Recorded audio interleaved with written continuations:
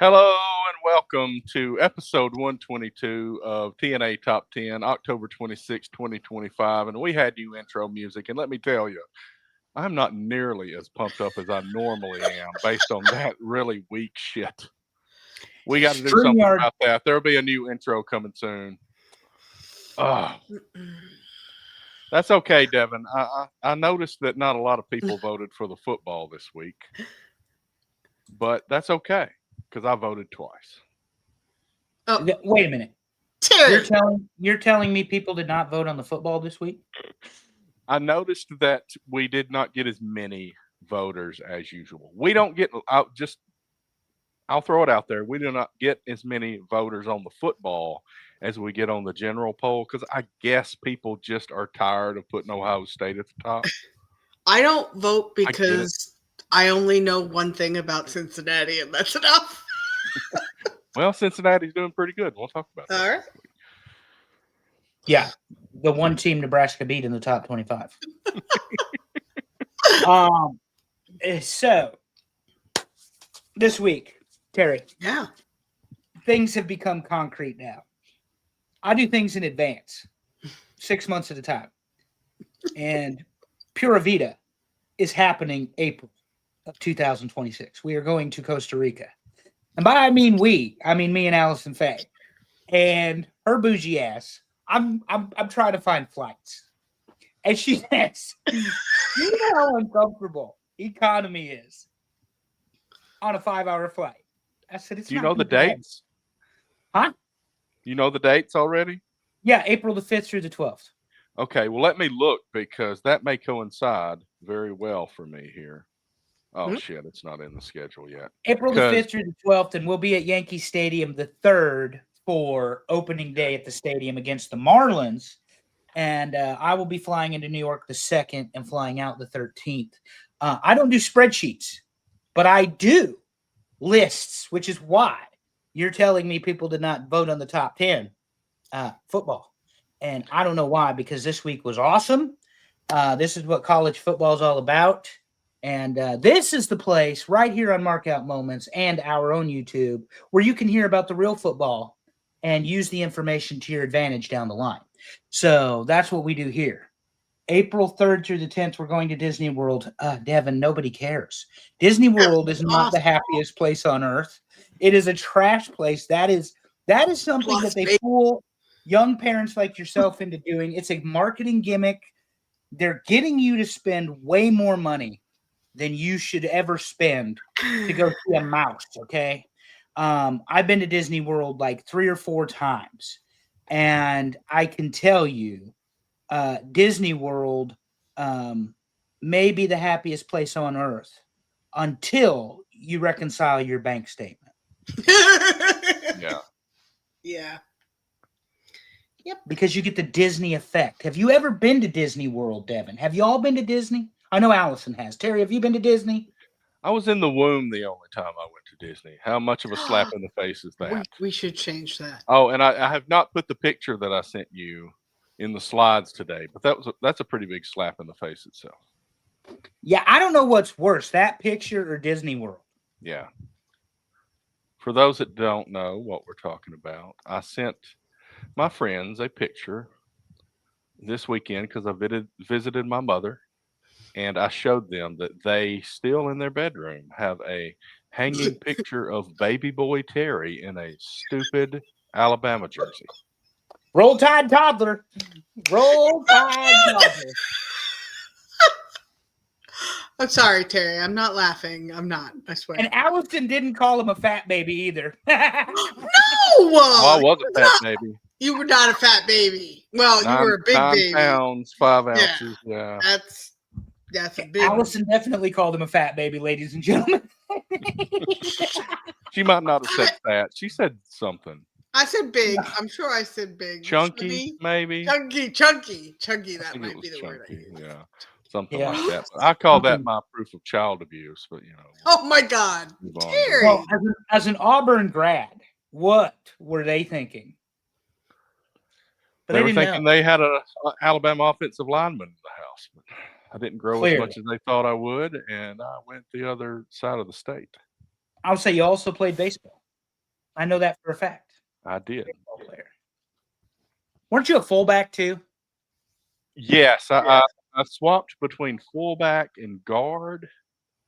Um, when I was a fullback and they would hand it to me, I would get hit before I got to the line and I would fumble. So I didn't get many chances at fullback. So yeah. They never really gave me the ball, but when I played defensive line, I just went and took it from people.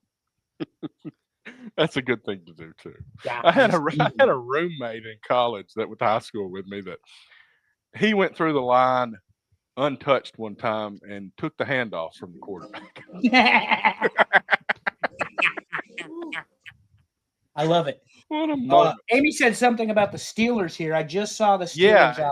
something Wow. about the Steelers uniform, she said. So I don't turned the have game not on to seen see what she was talking about, and then of course it's loud as hell because that's another thing. You talk about, Peter Griffin's segment, What Really Grinds My Gears.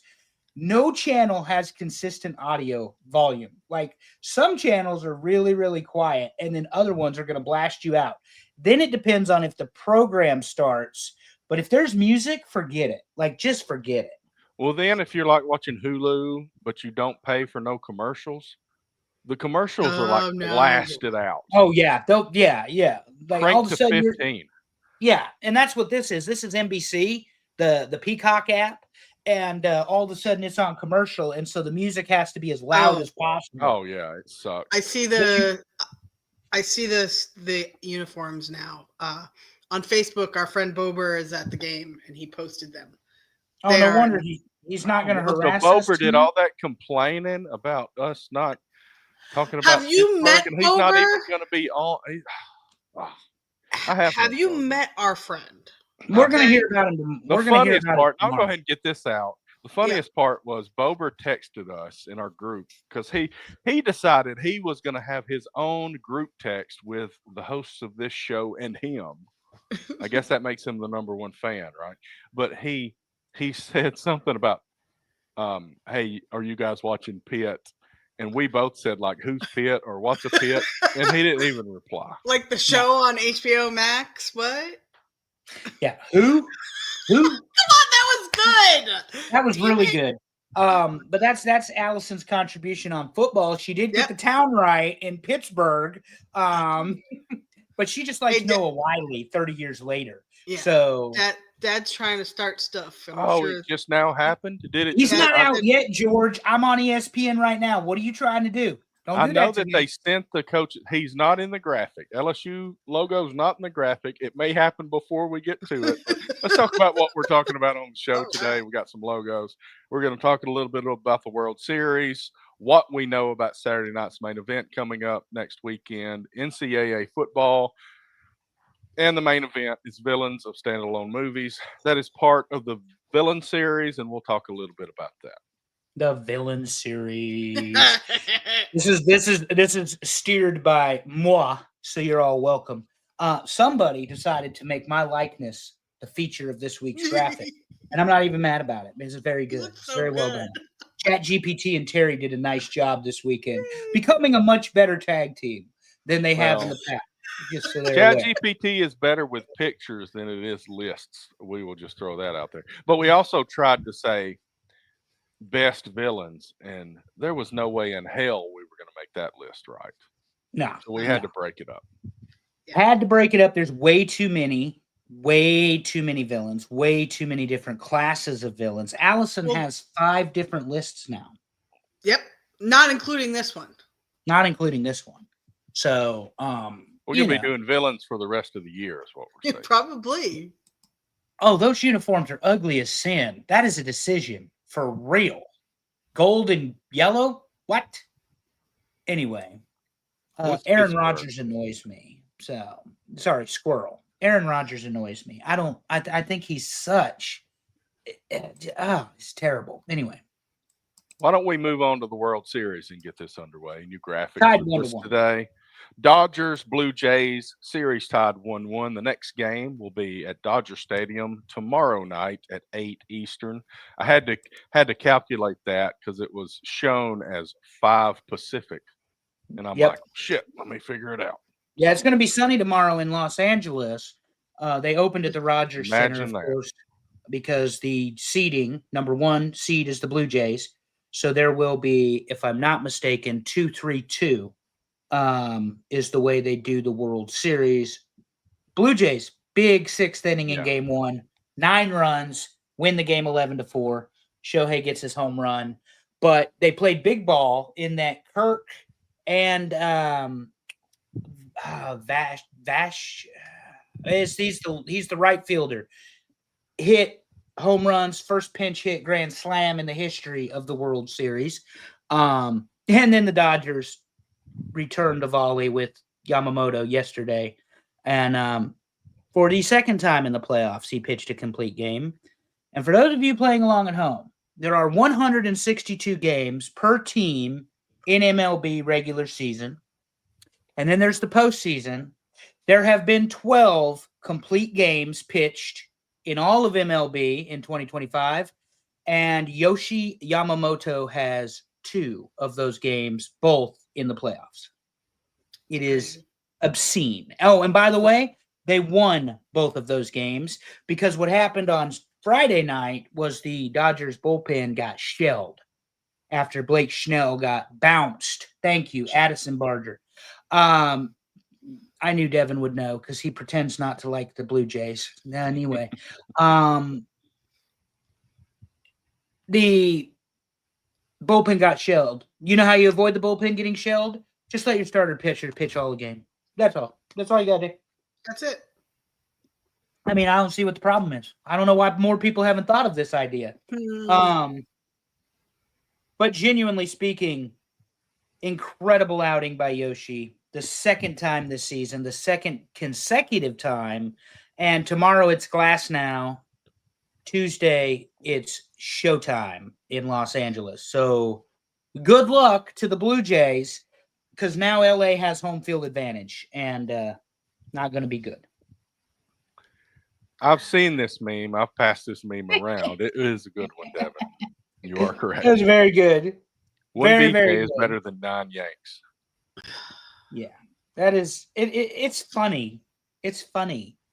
What's not funny is since we're on the Yankees talk and Bober can't criticize me because apparently he skipped what he believes is his own show.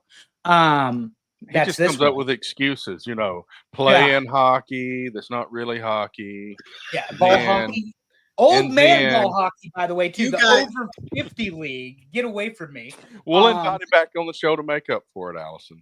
But then tonight he's like, are you telling me the Steelers game is more important than TNA Top 10? Exactly.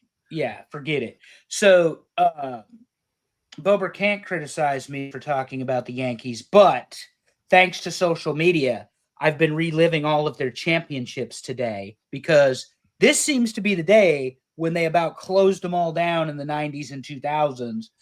25 years ago today, this hat, Mariano pitches the ball to Piazza for the fly out in center field, and Yankees win the 3rd one in a row. But anyway, tomorrow night will be interesting. Glass Now versus Schwarber. Schwarber, of course, the old man of the Blue Jays. They play small ball. If Toronto can play small ball successfully, nobody cares, Devin. We don't play PlayStation. We're talking about baseball right now. I care, Devin. I care. Small ball. There may be a PlayStation 2 list eventually. If the Blue Jays can play small ball against Glass Now, they've got a chance. But this is in Los Angeles, and I'm thinking that 5 games is what I've said is going to take LA to close it down. As much as everyone wants the Blue Jays to win, I think it's 5 games. I'm thinking 6, but yeah, I think LA's got it. Yeah. Oh God, well, Devin just made me realize, was he even alive 25 years ago? Hardly. God. Yeah, hardly. So old. Alive 25 years ago. Yeah, he was barely alive. So that's the baseball. Also, just as a programming I was note, about to graduate college. Just as a programming note, Aaron Boone is still employed. Meanwhile, in college football, we're firing everybody. I don't understand why we can't have some of that action go to the Bronx. But anyway, that's where I'm at. All right. So before we get to the college football, let's talk Ugh, Saturday night's main event. We don't know much, but mm-mm. it's going to happen, and it's getting pretty close. I would Yeah. say, Here's isn't what it I know from Saturday? Wikipedia. It is. Isn't It it is Saturday? November 1st, Yeah. and Mhm. here are the matches. I guess these are official now. CM Punk versus Jey Uso, um, for the Right. vacant World Heavyweight Championship. Cody Rhodes versus Drew McIntyre for the Undisputed Championship, and Tiffany Stratton versus Jade Cargill for the WWE Women's Championship. So three pretty decent matches there, at least. Punk, Cody, Jade. I think they take the title off of Tiffy. Yeah, I think I Yeah, agree sounds with right. that. Do they Um, do it here? Are they willing to do it on Saturday night's main event? Have they That's done the it one. yet? That's the one they will do it, in my opinion, Terry. I didn't mean to interrupt you. Okay. I think the women's match is the one they do it with. They're Okay. not taking that title off Cody, and obviously there will be a new champion between CM Punk and Jey Uso, Right. and I guess it makes sense to have Punk do it. So that's probably why they'll go ahead and have Jimmy and Jay beat him up, and Jay wins the title as a heel because Seth Rollins getting hurt through a monkey wrench in the whole thing. yeah. Right. So that would be my estimation. But again, tomorrow night, obviously, Raw, we'll end up with the finalized between Raw and SmackDown. You'll get the finalized card, but Yeah. Jey Uso CM Punk does absolutely nothing for me. I'm glad Drew McIntyre's getting another match with Cody, but that's a Yep. foregone conclusion. Cody wins. And Tiffy time may be a failed experiment on SmackDown. And they'd be ready to move on to somebody else. And that would Time be for Jay. Jade. Yeah. Yeah. It's an interesting place to do it on a Saturday night's main event before Survivor Series, but I mean Of course. they can't all be predictable. They just If they can't. want Saturday night's main event to matter like Yeah. it did in the 80s, they will do it. Well, when Agreed. you think about Saturday night's main event, to your point, and these are just a few things that I know happened. The Mega Powers formed Saturday night's main event. The Mhm. Mega Powers exploded Saturday night's main event. The Mega Power, or not the Mega Powers, Hulk Hogan, Evil Twins, referees, loses the title to Andre the Giant, February the 5th, 1988, Saturday night's main event. Right. Sid Vicious walking out on Hulk Hogan, Saturday night's main event. The last Saturday night's main event, HBK beats Davey Boy Smith of the 90s, beats Davey Boy Smith for the Intercontinental title, Saturday night's main event. So, all of these different things happened on that show. But to your point, Terry, you didn't think Hogan was going to lose in front of 34 million people on cable television or Right. broadcast or whatever it was. And he did. He did. He lost that title. And then, of course, the Savage thing and the Honky Tonk Man, Ultimate Warrior being such a big deal. Him and Hogan build into 6, So Saturday night's main event, though, is just an extension of Raw and SmackDown. There's nothing special about Saturday night's main event except to bring Jesse back. I mean, other than Right. that. And Yeah, and Tessie that's the Ford thing. is even Back going to when be it was available. big, they didn't have Raw and SmackDown back when Saturday night's main event was big because they had a bunch of squash matches on Saturday morning. Yeah, prime time Right. was So nothing they but brought up the level of and I guess Nitro had a lot to do with that. It pushed WWF to do something, and they brought up the level of the weekly show. And Saturday night's main event kind of didn't really have a spot there. yeah. So that's pretty interesting to me. What level do they really put this? How important do they want to see this? And I would like them. I would like them to change titles once in a while. Yeah, if nothing happens, then nothing happened. I mean, that sounds very trivial, but if nothing happens, then why are you even doing it? Exactly. So, All right. Wrestling, going once, going twice. We Yeah, I got got anything nothing else? I else. mean, that's about yeah, it. we There's do. not much. Okay. Oh, so AEW. I watched this. I put the words "we are skipping AEW" in the notes. You just I- completely ignored that. You would have to read the notes first. I think I No, no. put it in there. I don't know. I haven't read it. The biggest thing that happened for me on AEW is they're setting up Takeshita and Okada for the 2 titles. Because Takeshita's the IWGP champion right now. I don't know that they're going to wait until January the 4th, but that's where they should do it, is at the Tokyo Dome in Wrestle Japan Kingdom. at Wrestle Kingdom. But I don't know that we've got that kind of patience. Tony Khan can barely contain his erection. A lot like Sandy Frank out of Romeo and Michelle's high school reunion. He's over there with his huge notebook trying to cover the thing up. But anyway, Takeshita versus Okada is a money match if done properly. The only way to do it properly, because every Japanese wrestler in AEW has been a miss in America, is to do it in Japan. That's where you do it. Other than that, Terry, I thought Darby and John Moxley were done, and apparently that's not the case. Neither is Samoa Joe and Hangman. They are the Not- match made in heaven Oh, for come AEW. on. bro. I mean, think about it. Two guys that don't give a shit what happens to them. Oh yeah, They want absolutely. to bleed. They need to just put those two guys against each other every time they have a pay-per-view. I'm waiting for Moxley literally to pull out a gun and shoot Darby on national television, because that's about the only way they'll ever end the nonsense. But anyway, now we can move on to something other than that. Please. You know, what's funny, this is out of order from the notes. I had this after the football. I know. That's why I was surprised at this. but Okay, well, whatever. I actually looked at the notes. Were you chastising me for putting you skipping AEW in the notes? Okay. No, yeah. All All right. right. Let's talk about something where I can zone out. All right. Okay, college football week 9. Let's talk about there. It was difficult this week because there were a lot of good games at different levels. There were a lot of good games, like South Florida, Memphis was I guess it was a group of 5 game that was very good with maybe the 2 best teams at that level. All 4 of the major conferences had good games this week. So it was difficult to figure out what to focus on. So let's go through some scores.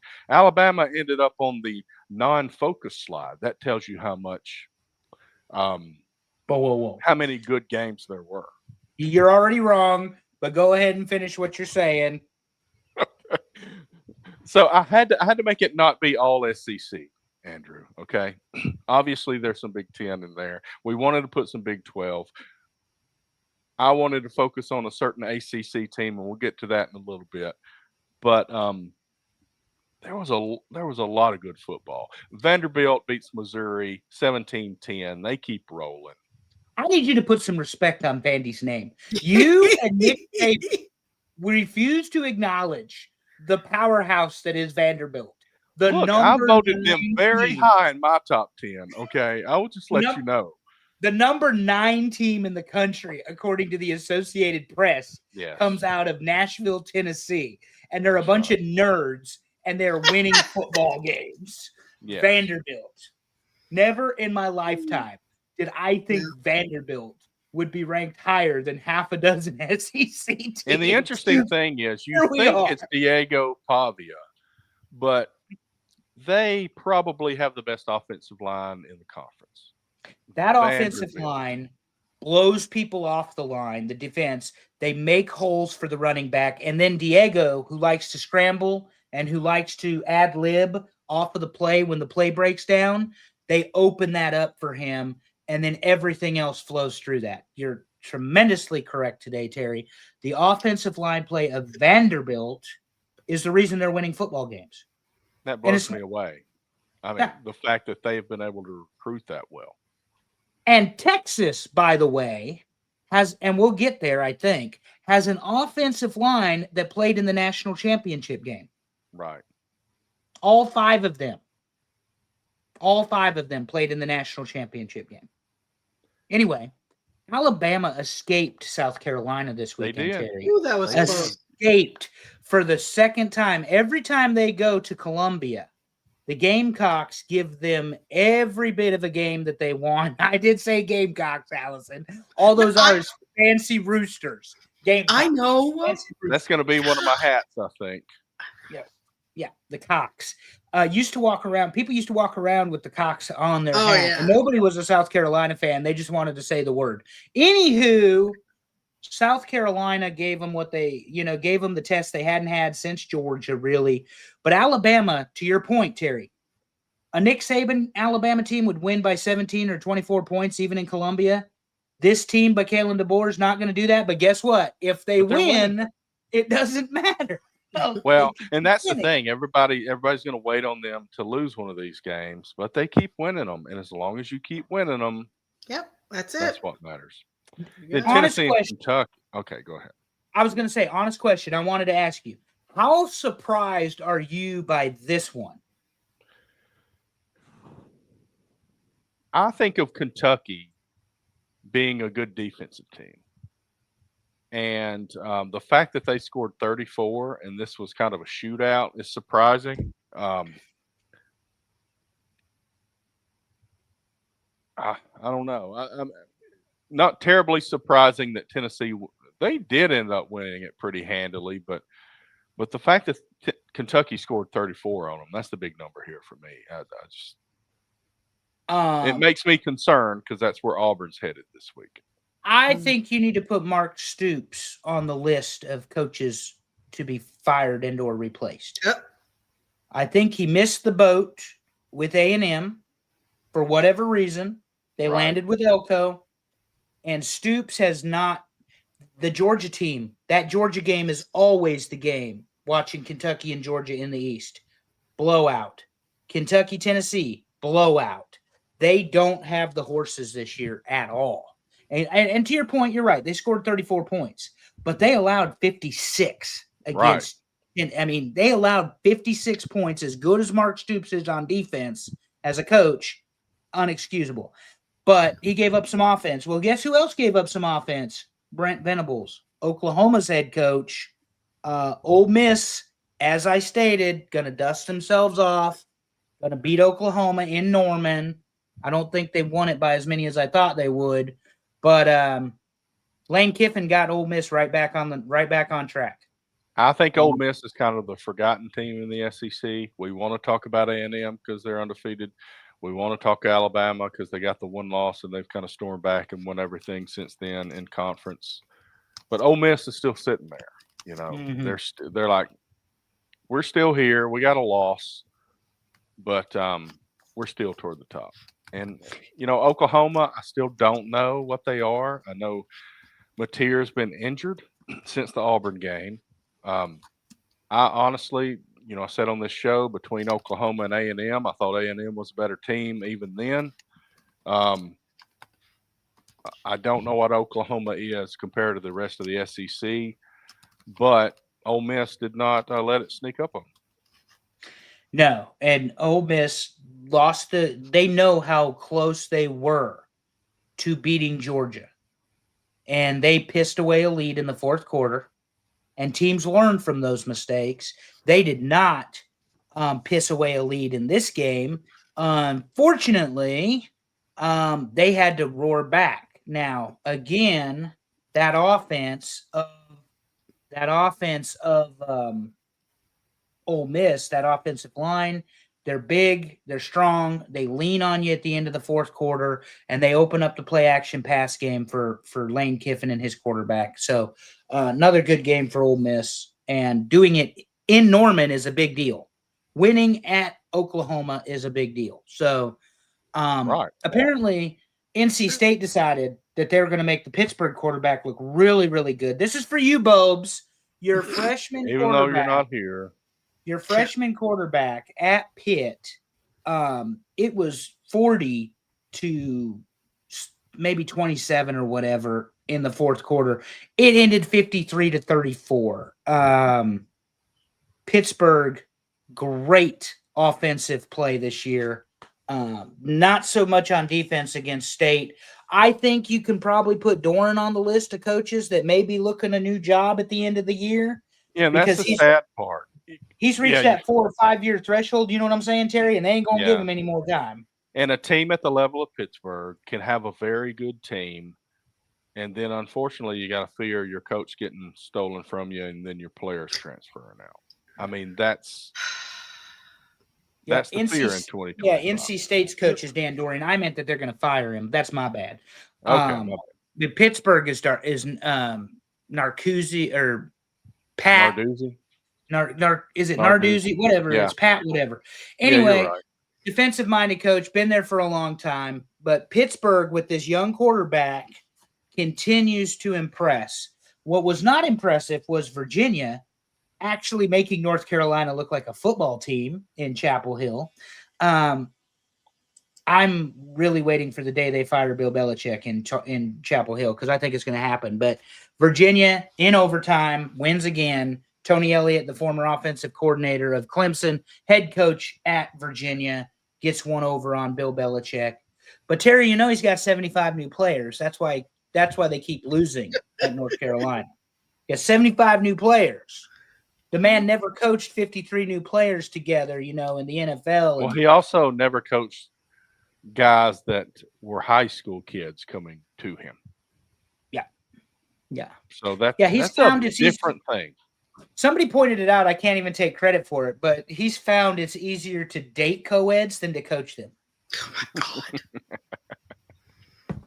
So anyway, can I have some lunch money, Daddy? But yeah, the games that don't matter. What about the games that do matter? Which ones? Let's start out with yours. We got Northwestern at Nebraska, and these are the stats that I saw. The stats, just from looking at a box score, they were pretty vanilla. It looks like maybe the big thing in this was the 2 interceptions that Northwestern threw. Tell me what the story of this game was. Run. This was just 2 teams going back and forth, a slugfest. The darker side of the story is very poor refereeing by this Big Ten crew. You guys know I don't complain about referees on the show because I'm certainly not going to say one call costs anybody a game. They were consistently bad for both teams to the point where there was a missed defensive holding committed by Nebraska against Northwestern that could have stopped the game because it was 3rd down, 4th down. They lock it down and they get the win. Special teams, 95-yard kick return for Nebraska, not listed by Kenneth Williams here. The special teams is responsible for 2 of Nebraska's 6 wins this year. And last year, they were responsible for 3 of their losses. So what a turnaround Mike Eckler out of Tennessee by way of Nebraska has been. But Northwestern, this is what I'm finding in the Big Ten, Terry. I don't know that they are, Devin. They have it, but I don't think they're broadcasting it because I don't see it the way the ACC does. Where he's talking about they go into the studio and they overlook everything. But anyway, in terms of this Nebraska game, it's number 6. That's why you have the bowling picture because we're going bowling again. That used to be a foregone conclusion. Now it's an event when it happens. But the Big Ten is Ohio State, Indiana, Oregon, and everybody else. Well, everybody else is 15 teams. So last week, Nebraska didn't get off their bus in Minneapolis and lost 24-6 to Minnesota. Same Minnesota team goes to Iowa City, not Ames. Go to Iowa City, play Iowa Hawkeyes, lose 41-3. Same team loses 41-3 the next week. So it's a war of attrition, teams 4 through 18. And Northwestern, like Vandy, the Nerds, are actually a pretty decent football team. They came into Nebraska red. Nebraska was up 2 touchdowns. They were up 15 points, pissed it away, had to come back for the 4th quarter again. Got to quit doing that too. But like we said about Alabama, Terry, they're winning. They're winning the close games now. They're not losing them. So anyway, special teams is a big deal. Raiola only went 16 for 22, threw less than 200 yards for only the maybe second time maybe it was the first time. But if you're going to get sacked 9 times against Minnesota, how do you not get sacked? You don't throw the ball. You let Emmett Johnson run it, leading the Big Ten in all-purpose yards. So Nebraska is a team that is young. You can see they're young. They make mistakes that you wouldn't normally see, but they've cleaned up the penalties. They've cleaned up the turnovers by and large. They did have 2 in this game because Johnson fumbled. But it was a physical Big Ten football game for two teams that are not going to make the playoff. I thought Nebraska could be the dark horse. Right. They're not playing. They're not ready for that level of football.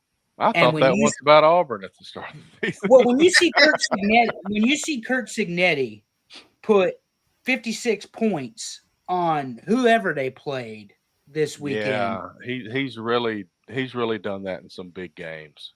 I Yeah, mean, I the mean way he did that to Illinois, and then he did yeah, it this week.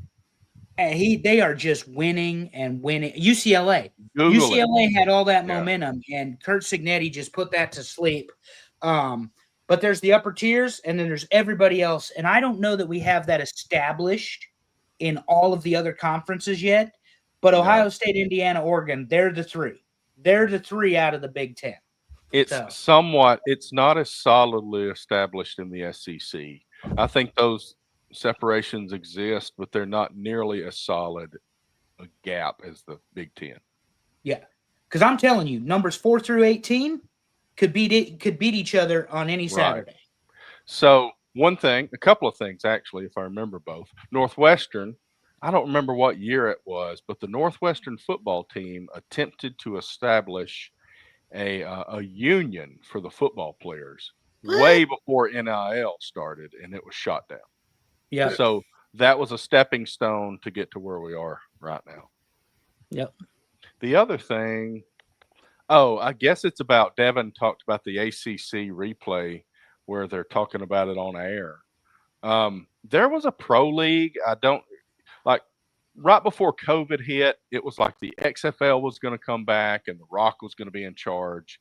And then it was like the USFL came back or something, or the AFL. I don't know, one of these non NFL pro leagues. And one of them did that on air. They actually had the review. The reviews. It was like the actual ref. And it seemed really bad because it's like, boy, this is a pretty screwed up process. Yeah. Are we going to talk about LSU and A&M? We are. Because there is breaking news, according to Pete Nakos, they fired Brian Kelly. Okay. All right. Way to go, Dad. You had the scoop. Right on the Twitter we machine. doubted George. I know, was right? all I over- doubted He it just probably wasn't left. official. Yeah, it just wasn't official. This but they man said said this at 7:07 or 8:07 Eastern. Well, 31 minutes ago. he said. must have been on Twitter because 31 minutes ago that On3 posted that Brian Kelly has been fired, according All to right. Pete Nakos. So the number of candidates for the Auburn job keeps increasing. You don't want that one. Oh, Anyway, boy. let's talk about All why right. we might need it. But Auburn got a win on the road, first SEC win of the year, 33-24. There was a lot of stuff that could have been noted here, but these are the things I wanted to note. Alex McPherson last week was 1 of 4 kicking field goals. He missed from 38 and 40. Dave Portnoy was talking real shit to him because he missed a field goal, and he saw him on camera like praising God for the opportunity, And to Portnoy's credit, he did come back with an apology, but McPherson went out, and he is the third Auburn kicker in history to go 6 for 6 and kick 6 field goals in a game. Al Del Greco did it in the 80s. Daniel Carlson did it 2016 or something like that. And then Alex McPherson did it Saturday. And he kicked them from 46 and 47. So his strength is coming back. I guess so. He is his brother, Devin. They are both from Fort Payne, Alabama, about an hour from Huntsville to the east. Evan did not go to Auburn. Evan went to Troy, I think, and then went to the Bengals. But Alex is his younger brother. Yeah. So, and I'm not sure. Alex is probably going to win some kind of courage award this year because he does not have a large intestine, and that is the reason it's been a struggle this year. Because he has been very sick. He's got Crohn's disease. He had surgery. The fact that he's even out on the field is just a miracle. And he kicked a 47-yard field goal this week. It's amazing. So the other story this week, I know, Andrew, you probably have things to say here, but the other story is Auburn changed their quarterback and then won the game. I got a lot of thoughts on that. I don't want to just trash the Auburn fan base on it, but the defense stepped up, blocked punt and 4 turnovers all in the second half, and Auburn stormed back and won this football game. Yep.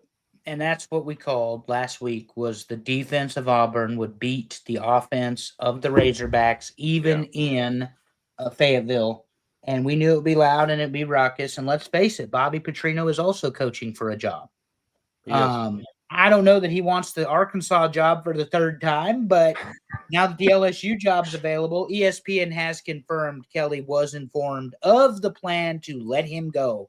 51 million, put it on the list, Terry. There's He a has lot now of money passed. flying out. Man. He's now passed Gus on the buyout. Oh man, Auburn keeps going down and down. Thank you guys, but it's all. Is it all SEC at the top? I guess Florida State's in there with Jimbo. Florida right? State's going to be there when Norvell gets fired. Oh, never mind. A&M's the one that paid Jimbo a bunch. Yeah, they paid Jimbo all that money, $75 million to go away. Okay. But on the Arkansas game, you know, Arkansas doesn't have the talent. They threw 3 interceptions. Right. Auburn's defense, I've said it every week on this show, is legitimate. If you had any sort of offense from your offensive-minded head coach and the quarterback and the running back, and the guy you went and paid $2 million to go catch the ball, and he can't catch nothing, not even a cold. He can't catch a regular thing, but he made a freaking amazing touchdown catch this week. That's the thing. He will make an amazing catch, but then one that's laid right in his hand like a pillow, he'll drop it. So Cam Coleman is the Odell Beckham Jr. of the Auburn Tigers. He is. You can make the circus and the gimmick catch, but you cannot catch a 7-yard slant pass for the first down. Exactly. So there's a that little was bit Odell of that. Beckham. He could not catch a slant to save his life. Most basic pass as a wide receiver. A third down, first down conversion pass. He could catch one-handed in the end zone for a 60-yard bomb on a Hail Mary. And that's my response. Okay, I don't want to overreact to the overreaction because Auburn fans are all saying, look, we changed quarterbacks and we stormed back and won.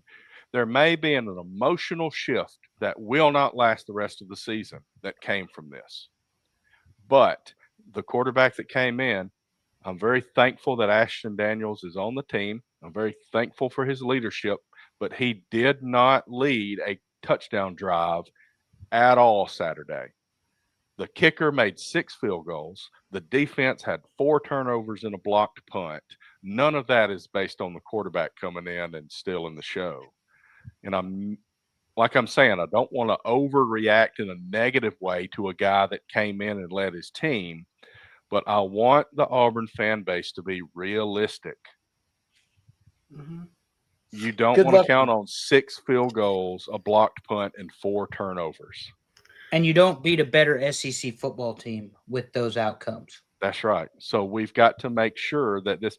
So when Hugh Freeze was asked about it at the end of the game, he basically said, we're going to look at the tape and see what they did, then we'll make a decision. And fans are like, well, it's obvious. He came in and they won. That's correlation. You know what we say about correlation and causation. He didn't necessarily make it happen, but something fired him up. It may have been his leadership. If it is, that's wonderful. He needs to stay in there. Sometimes it's that. Sometimes it's not how accurate your passes are. Sometimes it's how big your balls are and how much you want to just go out there and bust your ass, and maybe you're not as talented. And I'd rather have that guy than the guy that can throw it 75 yards downfield. Effort beats talent 99 out of 100 times. And we will talk about Vanderbilt. I guess we talked about Vanderbilt already, but that's what, that leadership from Pavia is huge because people are laughing at things that Pavia is saying in the media about winning the national championship. Let me tell you, if I'm an offensive lineman for Vanderbilt right now, I love Diego Pavia. He believes in himself and he believes in me, and he's willing to go make what people think is a stupid statement in a positive way about what I and he can achieve. And that's a leader right there. Yep. Agreed. Well, let's move on to the next one. A&M and LSU, and it was a rout. Woo! Yeah, so A&M went into the locker room at halftime down 18-14. 2 bad interceptions by Reed in the first half. The stadium got loud. All of a sudden, it's 18-14, and you think for a second that LSU is going to do it. Well, guess what? A&M played a clean second half, and to Terry's point, the route was on. 7 sacks, Nussmeier running for his life. And Reed, I believe, 4 touchdowns. You've got him, 2 passing, 2 rushing. Took the game over in the second half. Yeah. Now, I cannot stress how important this is. Tiger Stadium, LSU, Louisiana State University football voted year in and year out the toughest place to win a football game. And then we have the caveat, it's prime time and it's at night. That makes it even worse. Like LSU had this run during the Saban and the Miles and even the Coach O era where they didn't really lose a lot of football games in Baton Rouge under the lights. They have been dominated. And the story that came out, Reed shared it, is that Brian Kelly fired the strength and conditioning coach from LSU, one of his first acts as the head coach. He becomes the strength and conditioning coach for the A&M Aggies. Okay. They put Brian Kelly's face on tackling dummies Thursday. Extra motivation. And as I said last week, even though A&M all but laid an egg against Arkansas, Mike Elko, far better coach than Brian Kelly, and A&M is a physical football team that when they play clean, they're one of the best teams in the country. They don't make mistakes, and all of a sudden they're in your face, they're in your grill tackling you, they run the ball, they play aggressive defense, they tackle in space, they hit the one-on-ones, they hit the hole when they're running or they're stunning and blitzing on the defensive line. This is a well-coached football team. Terry, we on this show 2 years ago talked about the Mike Elko effect at Duke and how impressive it was that with the Duke football team, he won 9 games. Right. He's got A&M money. He's got A&M talent, and he is coaching the number 3 team in the country. So some of these things piss me off because Auburn's sitting here in the SEC, and there's a lot of teams. And I've always considered A&M the Mets of the Southeastern Conference because they had every resource that they needed to win a championship, and they just didn't do it. But Mike Elko came in and said, you know what? I know how to coach guys up. I did it at Duke, a place that doesn't have the resources for football. And we're going to take that here, and we're going to get some better players than we had there, and we're going to do the same thing. We're just going to be more successful. And unfortunately for teams like us, he was right. And they just waxed LSU at night in Baton Rouge, and that doesn't happen very often. He wasn't a sexy hire. No. He was the right hire. And Right. there is a difference. That's right. And by the way, bye-bye, Brian Kelly. Sad to see you go. You are horrible. Horrible. Horrible. Let me tell you, the timing of our show is never going to be good because my who got fired graphic is never going to be accurate by the time we get to it. Ever. Nope. Dad wanted to let you know he was still here. His next piece of news is that Andrew is going to be named the next manager of the Yankees. I'll do it. I will quit my job in the car business 14 and a half years, and I will go manage God's baseball team. And we'll win more games than Aaron Boone. I can promise you. Well, because it's about, to your point with Elko, it's about coaching players. It's not about analytics. It's not about, well, this matchup works the best. At some point, regardless of the sport, you just have to go play. You just have to go play. Here's a question. What's the more appealing job, LSU or Penn State? I think LSU. LSU. And it wasn't that way until Nick Saban got there, but it is now. Yep, LSU, for sure. Penn State still has that stank of the Joe Pa and the Sandusky era on it, as far as I'm concerned. And it'll never go away. Right. Anyway. Now, Bobert would really enjoy us saying that. Yeah. Well, he's missing out. So next game, UCLA, Indiana, and UCLA was on a little bit of a roll, and that ended severely Saturday. Yeah. They went to Indiana, and Google him. He knows how to win. So not only does Cigarette Kurt know how to win, but the defense of Indiana is legitimate. I've said this 3 weeks in a row. It's one thing for Mendoza to come out and throw the ball, guess who the backup quarterback is, Terry? No idea. His brother. So I'm dead so serious. okay. So Mendoza's brother we're gonna is say the backup Mendoza for a quarterback. while. Yeah, Okay. so There you go. so they've got this thing figured out. And Kurt Signetti signed to an 8-year extension last week. They're going to pay this man $11 million a year at Indiana. Man. Do you know the Kurt Signetti effect already? 2 winning seasons, 2 bowl games, a playoff appearance, and here's the thing that matters to a lot of universities, Terry: full stadiums. Yeah. In Bloomington, Indiana, people are coming to football games now. They didn't do that because Indiana was a basketball school. They weren't a football school. And when you start putting an ass every 18 inches, Oh yeah. all of a sudden that matters. Mhm. So how big is the stadium in Indiana now? It's probably not. Probably 50, 60,000. I wouldn't imagine it's huge. I imagine they're probably going to expand. Yeah. And with Signetti there, shit. I mean, the Yes. instant impact of what this man has done. I was going to grab my phone and I'll Google it while you respond to what I'm saying. But Oh yeah. defensively, the jump, the jack, the stunt, the blitz, the run blitz, the double eight gaps. This defense is humming and strumming, and I will say it so everybody can hear me in a loud, clear voice. They recruited people to beat Ohio State Yeah. because Ohio State was a much more physical football team than Indiana was last year. And they have decided the way we're going to win the Big Ten and play deeper into the playoff, if not win the whole damn thing, is we have to match power for power with Ohio State. And that is what the defensive line of Indiana is doing. That's what the linebackers of Indiana are doing. And they're not bad coverage corners or safeties either.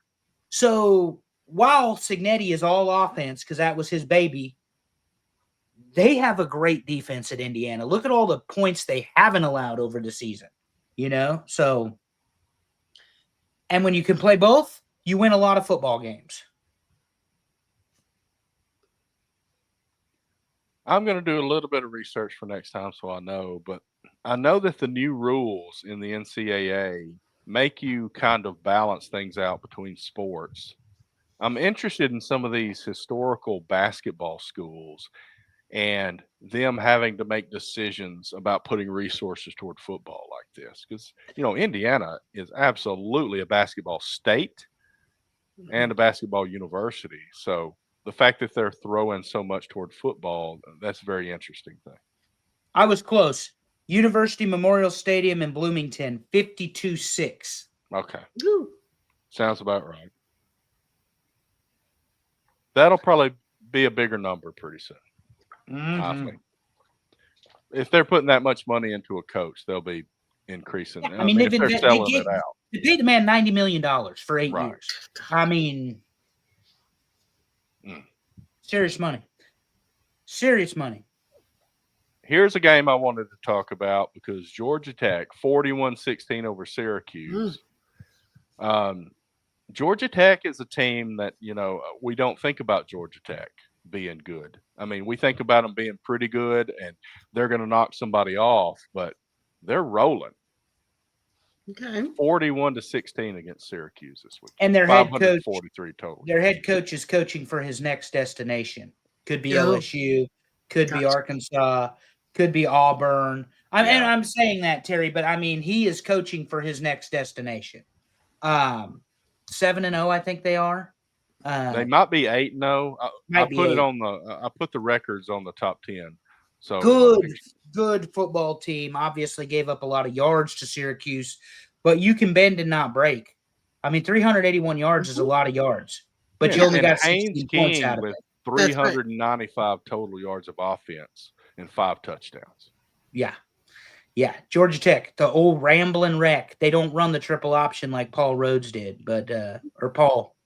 I always get that wrong. Paul Johnson. It always blows me away that Calvin Johnson came from Georgia Tech when they ran the option.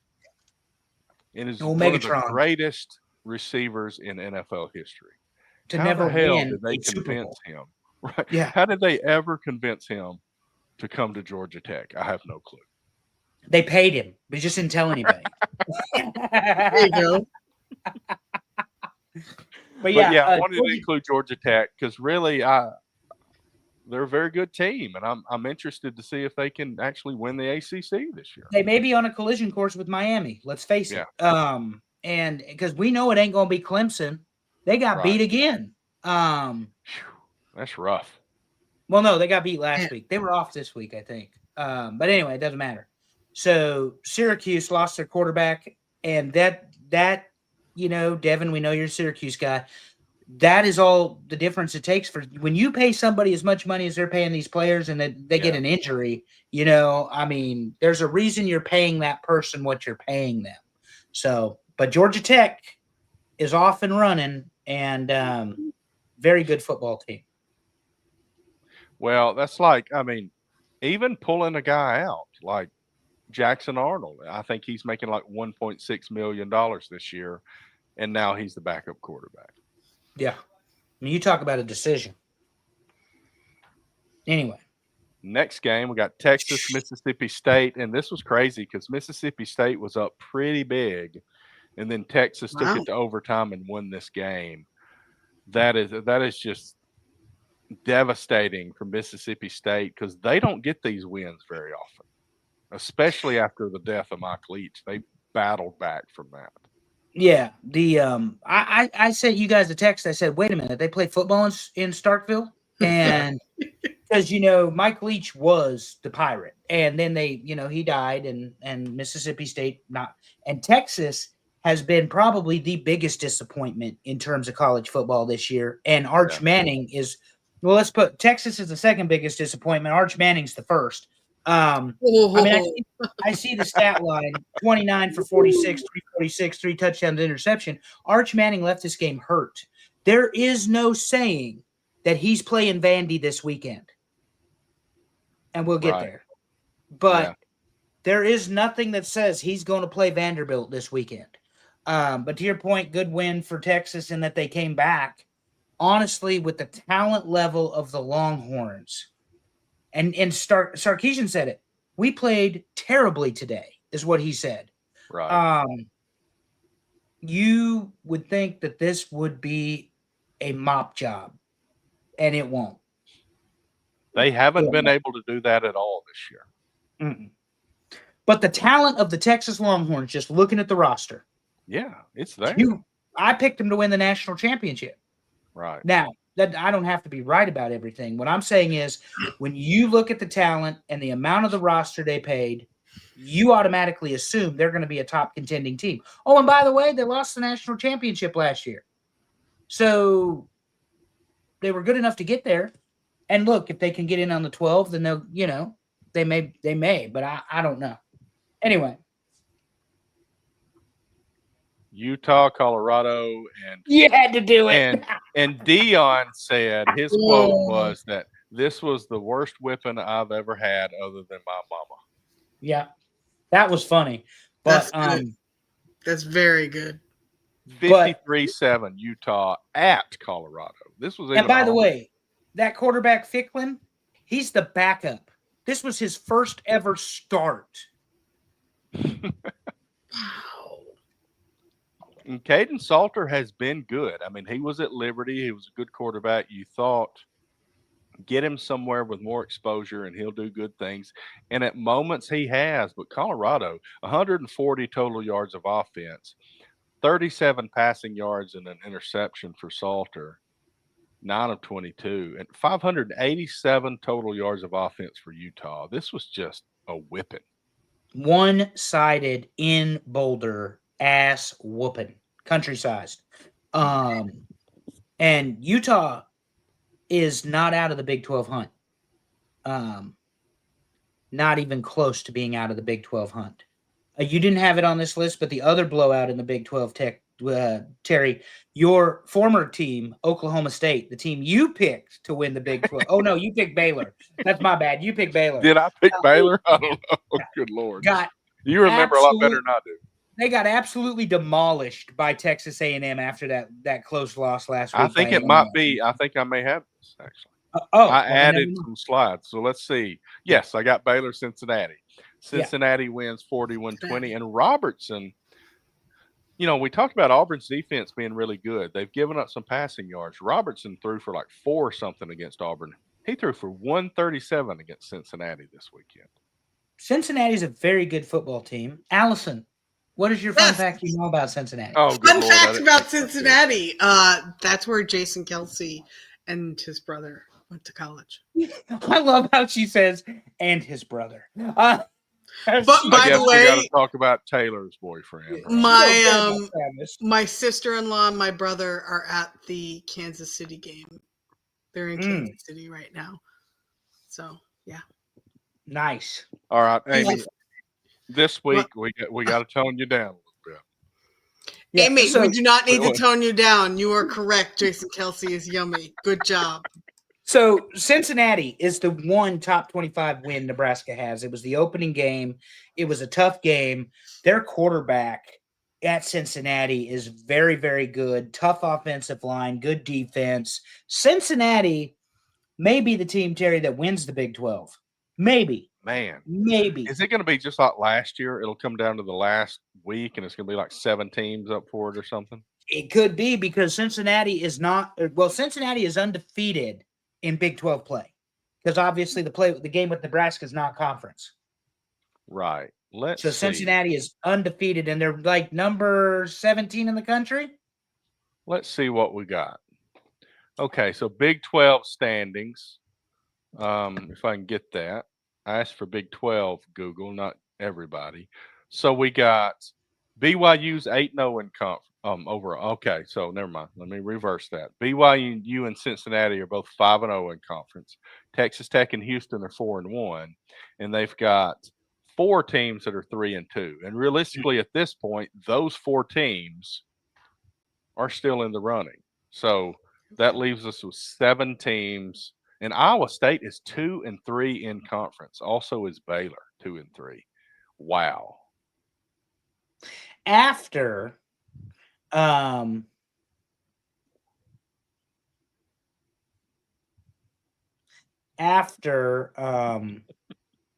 being as high as number 14. Yeah. Yeah, and you never know. I mean, that's the thing about the Big 12. You want to talk about, like, Alabama went to South Carolina and had a close call. SEC fans want to say, oh, that means that it matters every week, that even one of the lower teams can compete with the upper teams. Well, that's what happens in the Big 12 all the time. Yeah. Why do we not give them credit for having a balanced conference? I mean, that's a good thing. They've got a lot of teams that can compete for the top. They don't have that one team sitting there.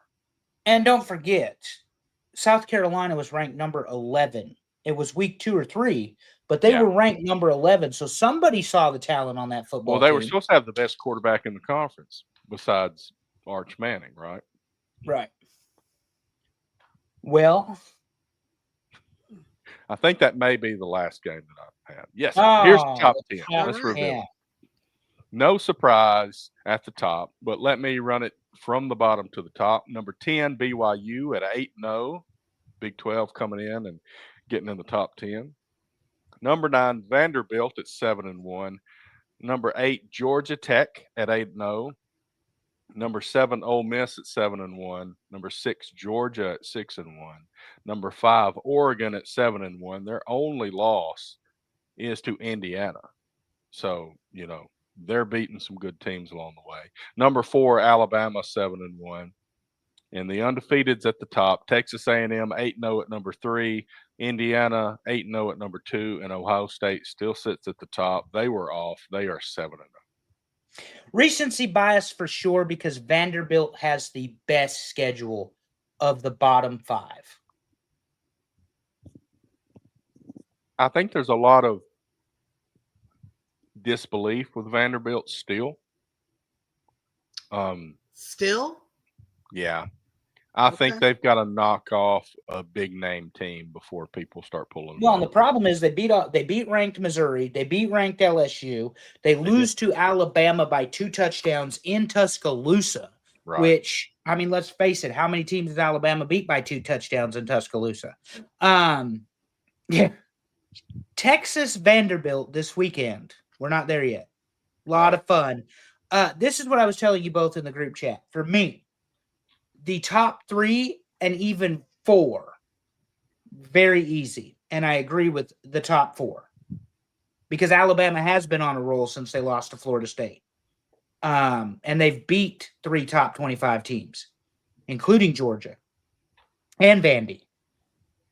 But after that, good luck finding 12 total teams. Because like BYU, no offense to them, they are a really good, disciplined football team, but they're not sexy enough for some of this. Same as Georgia Right. Tech, not sexy enough yet, you know. So But here's what yes, Vanderbilt has left: at Texas, they host Auburn, they host Kentucky, but then they end in Knoxville. If they win at Texas and in Knoxville, and they win the home games that they're supposed to win, I mean, they've got to go way up in this list. as ridiculous as it sounds, Terry, that's 4 very winnable games for this Vanderbilt team. They are. Not historically for Vanderbilt. This Vanderbilt team with this offensive line and this quarterback, those are 4 winnable games, particularly if Arch Manning does not play for Texas. Right. And then, that last game of the year, that Vandy at Tennessee, that should be amazing. I mean, that's where game day should be at the end of the season. Yeah. Tech at 8 is sad for my AC, but I agree with it. Yeah, Devin said. I agree. I noticed that too. It's like the undefeated team in the ACC is below 4 teams in other I was conferences going with to one ask loss, you and it guys. probably makes sense just based on quality of schedule. Right. Well, and where is Miami? Not on the list. I think they were number 11, maybe 12, but yeah, they're right outside A it. lot of they SEC undefeated? bias here. Okay. Yeah, a lot of SEC bias. But anyway. There you go. So nobody that was undefeated coming into the weekend lost. So we still have 6 undefeated teams. 5 of them we had in our top 10. Navy, we do not, because I don't even know who Navy has played. Yeah, the midshipmen are not a top 5 team or 6 team, regardless of how many Wow, that winning. was just undefeated seasons yeah. they have. That was like But Yeah. the Ohio State is back this weekend, and I would imagine they're going to be back with a vengeance. They goose egged Wisconsin. I mean, Indiana ran it up on UCLA. In the Big Ten, anyway, that's the collision course unless something funny happens and someone stubs their toe along the way. Yeah. That's where Indianapolis will be headed. But anyway, Terry, do we have some previews to bore Allison to death with?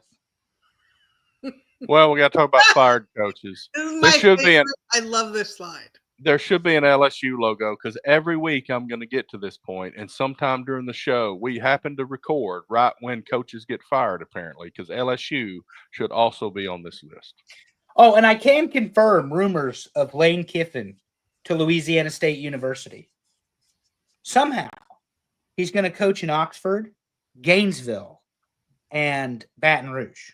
I think In the he's going to same state. co-coach with John Gruden, isn't he? That's the rumor I hear. Alrighty. That's what they should do. Is like one guy just recruits all year and the other guy coaches. Okay, so serious question. Serious question. What is the most desirable job? And what is the job? Second question. What is the job do you think a coach could have the most success at fairly quick? In this list, Yes. Include LSU because we know that Kelly's fired. I think you can have success very quickly at Florida. I think they have talent already on their team. Think they have a ton of talent surrounding them in Gainesville. I think they're going to have a tough schedule no matter what, because it's Florida and Florida has a tough schedule. But there's enough talent on the team already and enough resources to pull more people in. Yeah, I think that Florida. I agree with you and Devin. Florida is a hotbed for recruiting. The Yeah. talent is ridiculous. It is the school that most recently anyway has dominated the state of Florida in terms of ranking, recruiting, and that sort of thing. Um, I think the expectations are so high at Penn State. I would run from that job. Yeah. And at LSU, you basically Brian Kelly Gus Malzahn himself. He beat a couple teams maybe he shouldn't have, Hmm. but he lost the games that at least if you're a fan of the LSU Tigers, you believe he should win every year. People put A&M on that list, Terry, and I'm telling you, with Mike Elko as the head coach at A&M, you can take him off that list. Right. That Here, is a top 10 team for as long as they want to be. here's a scenario I thought about today because I saw a post about Jimbo Fisher. Jimbo Fisher is getting tons of money, and he doesn't have all these stipulations like Franklin has, right? Because Right. Franklin's got a lot of stipulations. He's got to look for a coaching job. If he's Yep. not, it's kind of like when you get laid off or something. You're getting what's it called? Unemployment or whatever. Yeah, Yeah. unemployment. You're supposed to prove you're looking for a job. Franklin has that kind of thing going on. Jimbo Fisher doesn't. He can go get another job and make the same amount of money from Texas A&M. Somebody said he needs to get a job and make very little money, like minimum wage for 3 years, and then have incentives to boost it up in the fourth year or something. Yep. What about this scenario? What if Florida State fires their guy, gives the job to Gus Jimbo, who used to be the offensive coordinator under Terry Bowden at Auburn, comes to Auburn, and then we roll it back to 2013 and have a national championship? Correction, sir. Correction. Jimbo Fisher was the offensive coordinator for one Nicholas Lou Saban Well, he at was Louisiana both. State University. We don't worry about He's Terry been Bowden. multiple places. We don't worry about Terry. He was also the offensive coordinator for one Bobby Bowden. Well, So Terry Bowden has the highest winning percentage of any Auburn coach ever, but we forget. correct. But that could be cool. Or here's the thing that I said on the our fellow programming here on Mark Out Moments, the baller guys, footballers predicting money and betting and all that stuff. We don't do that around here. But what we do talk about is facts. And one of those facts is that if Florida State had paid Jimbo Fisher, they wouldn't be in the situation they're in now. Jimbo Fisher wanted $100 million, a raise, salary for his assistants, and new facilities. Well, guess what? Mike Norvell got all of that. He got all of that. And he got all of that unproven, whereas Jimbo Fisher won a national championship. So at some point, Terry, you just have to believe Jimbo Fisher was a big enough pain in the ass politically that they didn't want to deal with him. Maybe so. I mean, but that lines up with somebody that Auburn would hire. I'm just letting you know. Honestly, and like I said, Auburn's not on this list. They got a good win this week. We hope they keep rolling with it. But if they end up on this list, Auburn does not hire established coaches. The most established coach that I remember Auburn hiring was Tommy Tuberville, and he was the coach at Ole Miss when Terry Bowden got fired. And Terry Bowden's only win in the SEC the year he got fired was against Tommy Tuberville. That's insanity. It is insanity. Cole Kublik tells a good story about that because he was on that team. He was playing for Bowden when he got fired, and he said the meeting when Tuberville and their coaches came in, he had some guy talking to the players saying, "You guys were weak last year, blah blah blah," and all this stuff. And one of the players go, "Well, we beat y'all's ass." That is phenomenal. That is awesome. I love it. I love it. Anyway, we have other things to talk about tonight. And before we get there, let me tell you, in honor of this list, I'm wearing my Four Horsemen hat. Oh, never mind. we're not quite there yet. I jumped the gun because we haven't talked about next week's games. Scratch what I just said. I will Just say all tease that the later. shit out of Oh my Allison God. Faye. I got all excited. I'm like, Damn. yes. I opened the present before That's Christmas. all right. I'll Carol. go back to. All right, week 10. I'm playing Sudoku while you two talk. There's some good games You coming laugh, up in week but yeah. 10. Shit, I've got to look. Oh, that's And good I should stuff, be Terry. able to tell. Okay, the next slide after this one is good. Lord. Oklahoma at Tennessee. Once again, the prodigal big son, the national champion, the Heisman Trophy winner, Josh Heupel, invites his old team and fellow coach in Brent Venables in to Tennessee. Tennessee's defense is not good, Terry, but Oklahoma's on the Doesn't seem to road, be. and I'm going with Tennessee by 6 against Oklahoma because of home field advantage and home field advantage only. I've been saying that Tennessee's overrated. I think their defense is not super. They gave up 34 to Kentucky. This is a home game. I think the home atmosphere is going to matter. I think Tennessee by 10 right here because I don't think Oklahoma's offense is nearly as good as we were saying a month ago. And Tennessee, just for the record, is favored by 3.5. Okay.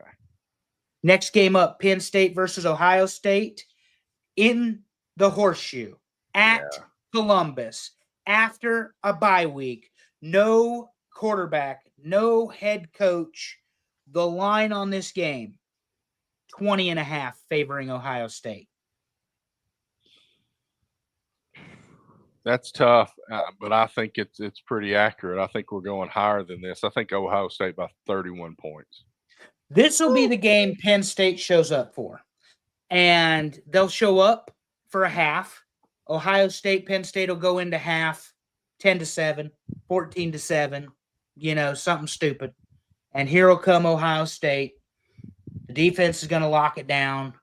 That defense of Matt Patricia, 5.5 points per game average allowed. Right. Number one defense with a bullet in the country because you have to score to win. I'm going Ohio State by 24 over Penn State.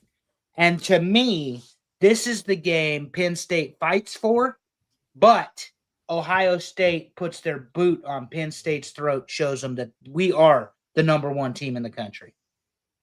Right. They do kind of like Alabama used to do teams. They would play it close for a little while, then they would just steamroll them in the second half. Yeah. Vanderbilt at Texas. I don't know what the line is, but I'm taking Vandy by 4 points.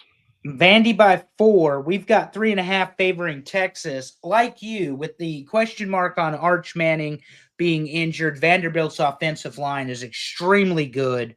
Great ball control. And Diego Pavia plays with confidence. Playing with confidence at this level matters, especially when you're playing the team that played in the national championship last year. Vandy by 10 at Texas. They're going big in my world. And Vanderbilt will knock off yet another top 25 SEC team on their revenge tour. Okay, I'm showing Georgia at Florida, but this is a neutral field game, neutral site game. Georgia, Florida, I believe it's in Jacksonville. It is at the largest cocktail party in the world, Terry. This is something Allison could get down with. That's right. Although they don't like us calling it that anymore. For some reason. That's what it is. The largest cocktail party in the world on the Georgia-Florida line. Jacksonville, Florida, Georgia, big. It's got to be. Big. 20 points. Yeah, that's what I was going with. I may go 17, Georgia by 17. I don't think Georgia is Georgia as much this year, so I'll go 17. Georgia's only favored by 7.5, but I just think the firing of Billy Napier, the interim coach, DJ Lagley has not played well. And when you talk about pressure packages and what a defensive line can do, Kirby Smart is the best defensive mind in all of college football. I understand he's the head coach, but he learned from the head coach, Terry, who was the best defensive mind in college football for 17 years as the head of Alabama. So, Kentucky at Auburn. Buddy, Kentucky sucks, It's Jordan-Hare Stadium. I don't give a shit what quarterback y'all play. Auburn, big. Let's go by 5 field goals this time. 15. 15 points, Terry. Wow. Can't score in the red zone, but you're going to get 5 field goals. I was going to say 13 because the defense is going to come to play. And I believe having a different quarterback in, the biggest effect not only is the swagger of the quarterback, but also it changes the mindset of the offensive play calling more toward running the ball. And I didn't have it listed, but Jeremiah Cobb ran for 150 yards this weekend, and he's going to keep rolling, and they're going to keep handing it to him. And we had our original starting running back quit the team last week, but we don't care because we've got other guys. And Auburn's going to run the ball a lot, and the defense is going to be tough, and it's going to be a 13-point win, maybe a 23-10. Yeah, so you're favored by 10.5. It's Okay. Jordan-Hare. That defense is nasty. Right. And I think Mark Stoops has given up. I think he's going to get fired from Kentucky. There's Big rumors win. that he was actually talking to the administration about loosening up the rules for him just walking away or something. Yeah, I don't know where I heard that, but yeah. big win for Auburn, though. Nebraska invites USC to the blackout, the first ever all black. The old white and blue hair Nebraska fans are freaking out because they don't wear black, but they're called the black shirts for a reason. Play the defense. USC has no defense. They're coming in against Nebraska, still a top 5 passing defense in the country, despite the last couple. USC is going to test Nebraska at the skilled positions, the receiver position particularly. I don't expect them to have a lot of pressure on Raiola. This is what I do expect. If I'm Dana Holgorsen, the offensive coordinator, we're going to do a lot of 2-second passes, quick release out of the hands in space, get the ball to the playmakers. Do not let Dylan Raiola hold that ball. Here's why.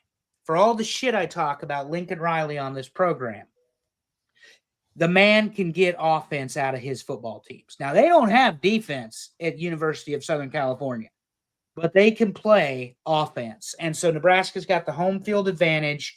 They're a 6.5-point underdog. Another 1-score game for Matt Rule and company. Nebraska wins by 4. Put it on the calendar. Okay. Let's see. I think they're going to come back home, and they're going to lock it down, play some good defense, maybe run the little ball a little bit more, and get back to basics. And let's say 2-touchdown win for Nebraska at home. Wow, that's a big number, Terry. I just have a lot of respect for the I think you got to circle the wagons. Well, this is the thing, and I really appreciate your endorsement there. They have to fucking play football. I get it. And they have just gotten real close, and then it's like, and save for the Minnesota game. So they've got to play football. It's kind of with Nebraska, it's kind of the same thing with Auburn. It's like you're having success doing this. Let's focus on that. Don't try too many things. Yeah. Stick with the basics. Do what you do well. And there's an asterisk behind me saying that. If you have confidence in the coaching staff seeing that and doing it, you'll go out and do that. But if they want to do something else, if they want to not play to their strengths, then you end up having a close game. But we're going to give them some endorsement this week. Well, in Nebraska's special teams, as we talked about off air, they've won 2 games for Nebraska this year. They cost the team 3 games last year. So you got to play all 3 phases of the game. Speaking of play, Miami's going to SMU, where the next coach of Auburn is currently the head coach. And lost to Wake Forest this weekend.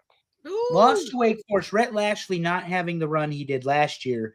I think Miami comes out big, Terry, following that loss. Got to. And I mean, I can pull it up real quick because they're still ranked. But I want to say is the line here? ESPN has 10.5 on what I'm Okay. seeing. It doesn't matter. I'm going 3 touchdowns for the Canes. I mean, Carson Beck's going to bounce back from that shit ass game he had, and I just think the talent of Miami overwhelms SMU. They just don't have the athletes. They can't keep up with the speed. They don't have the defense. Miami big, 21 points. I was going to say 17, but I definitely think Miami big here. Maybe SMU will come out with a little bit of being a little pissed off by getting beat by Wake Forest and want to come out and show up better, and maybe they will. They'll punch them in the mouth early, but then Miami will run away with it just because they're better. Yeah, and I mean, on paper and on film, Miami has a much deeper pool of athletes, top to bottom. Last one, Arizona State, Iowa State. Iowa State has fallen off of a cliff. Arizona State lost this weekend.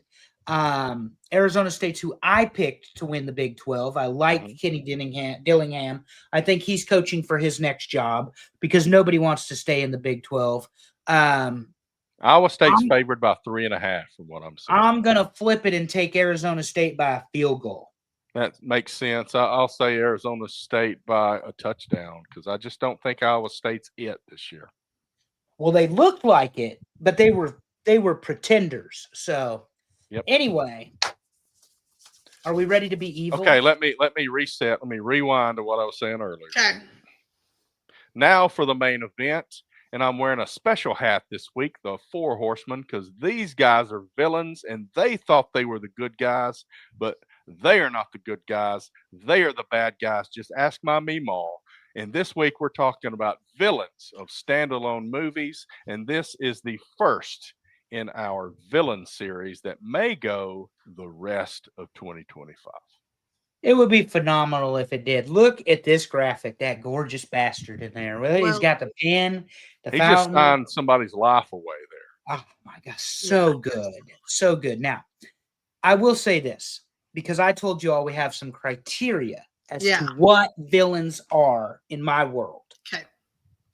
Villains have a purpose, and their purpose never dictates that they're doing evil or the wrong thing.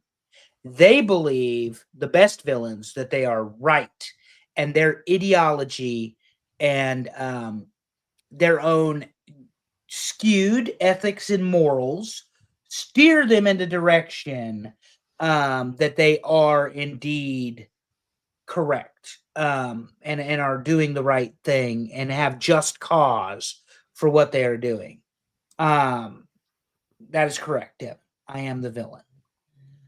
But you can't tell a villain that they're wrong, that they're doing wrong, that they're not, that the impetus of what they're doing is contrary to societal norms because they believe they're right. The other thing I will say about this is the top 5 villains I voted for could be number 1 on any given day, if you ask me, depending on the mood I'm in. In the spirit of villains, I watched the movie 7 today, which, regardless if 7 is on this list, was one of the first movies, and I don't know if you guys have a thought on this, where I remember that the bad guy won.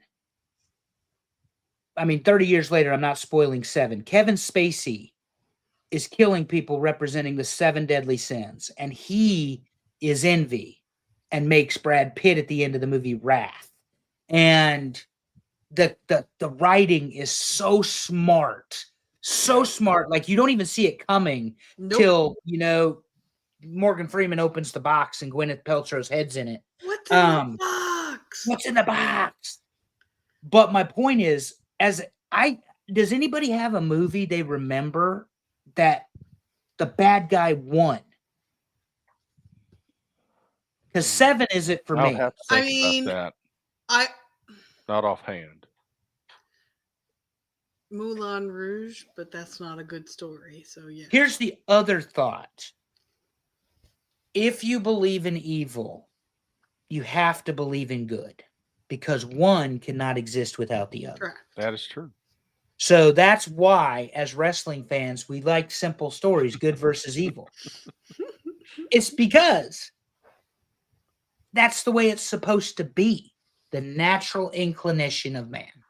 So anyway, my Okay. criteria was very simple. How memorable is So- it? Do they have a purpose? Did they accomplish their purpose? And in terms of the story itself, how important was the character? Well, That's Amy how I said voted usual on that. suspect. That was her Yes. answer. Usual. Kaiser Soze is mine. Yeah. So I disagree with you, Andrew, but as we normally But you're do. wrong. So go ahead and Yeah, tell that's everyone fine. why you disagree with me. To me, a movie villain is somebody that they made me hate. The director made me hate this character. They are a Ooh. villain. I got to rethink a couple of mine, especially the women. If I genuinely am like, oh my god, this is like the worst character ever, good villain.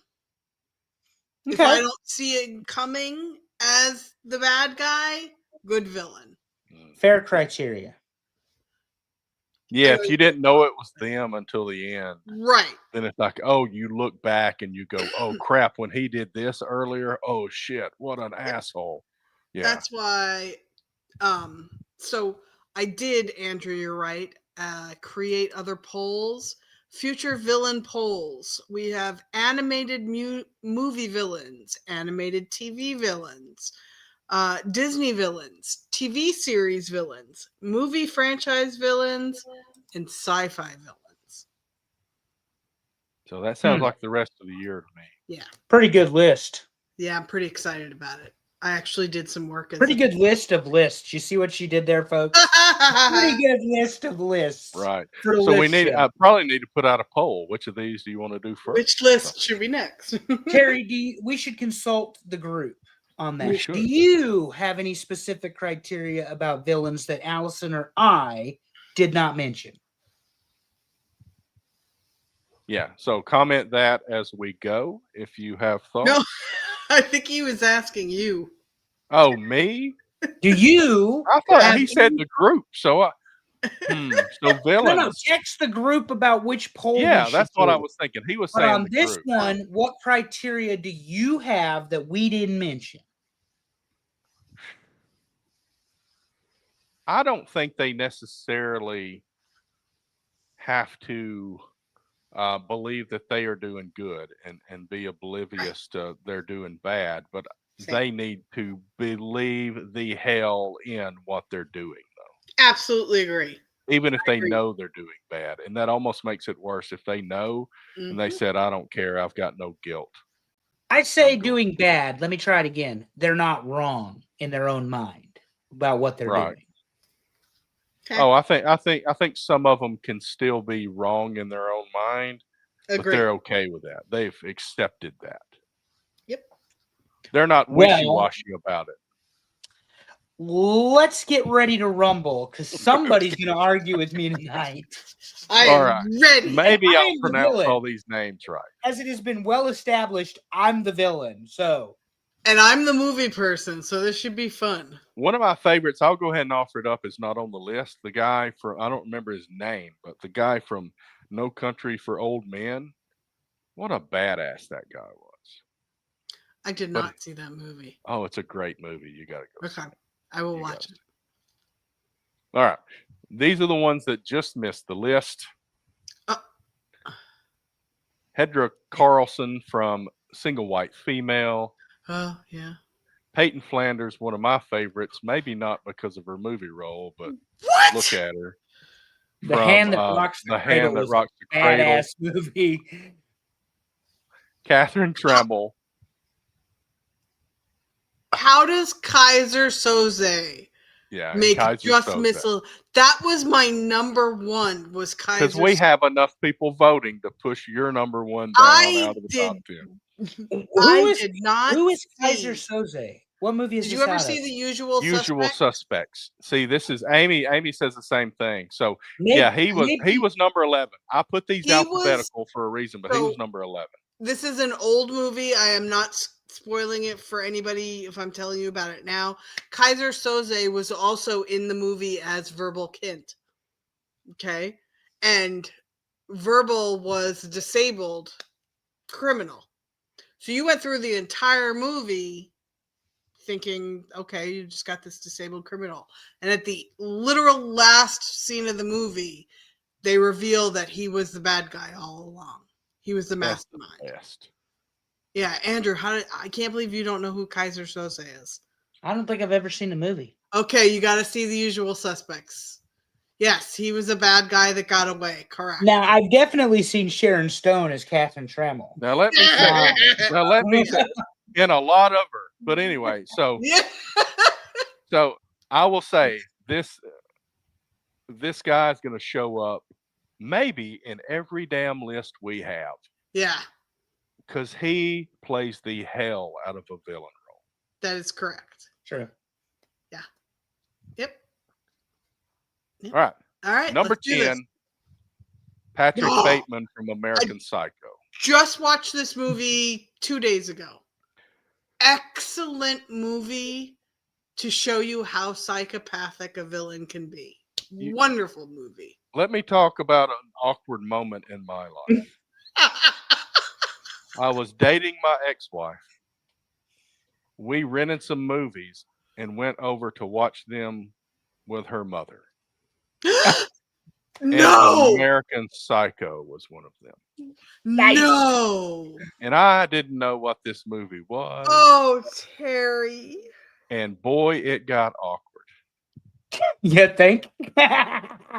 Oh, I love the scene with the business cards. It is Oh. one of my favorite from this. Oh, I have the race lettering and I have the different and in talking about the colors and all. it Oh my, crew. It's so eggshell good. white. It's so good to me. This Oh. movie kills me because of his love for 80s pop music. And he goes into these diatribes about why Huey Lewis and the News is so great. And I'm just like, I love it. Wearing the damn Walkman everywhere. Oh my yeah. god. But And then he he's wears just doing it. He's very nonchalant Oh, yeah. about it. He's not panicked. He's got the whole thing planned. He's very precise. to Andrew's point, he does think what he is doing is correct. Or he's Yeah. just naive to good Like when he movies. kills the homeless person, like he Oh, no. absolutely thinks he was putting that person out of their Yeah. misery, you know? Absolutely agree. This is a great movie. Fabulous characters. Very spot on. And unnecessarily at times, but funny in like a really dark Right. way. Like some of the stuff Absolutely. is Yeah. really I was not funny. laughing. I would just say I was not on the couch laughing. when I saw this. Poor Terry. Oh, It that's Terry was couldn't bad. laugh. He was so embarrassed. Oh, yeah, that's a Oh. good story. number 9, Alex Forrest from Fatal Attraction. Hell yeah. This was to me one of the first real movies that was like, dude, this can happen. Okay. Yeah. You got to be It careful. scared out the there. shit out of a lot of men. There's a lot of women like her on Tinder. Hell yeah, there are. This is one I don't know. Oh, 'Cause- Andrew. well, no, I know Basic Instinct, and I know the other one that we just saw, Catherine Trammell in.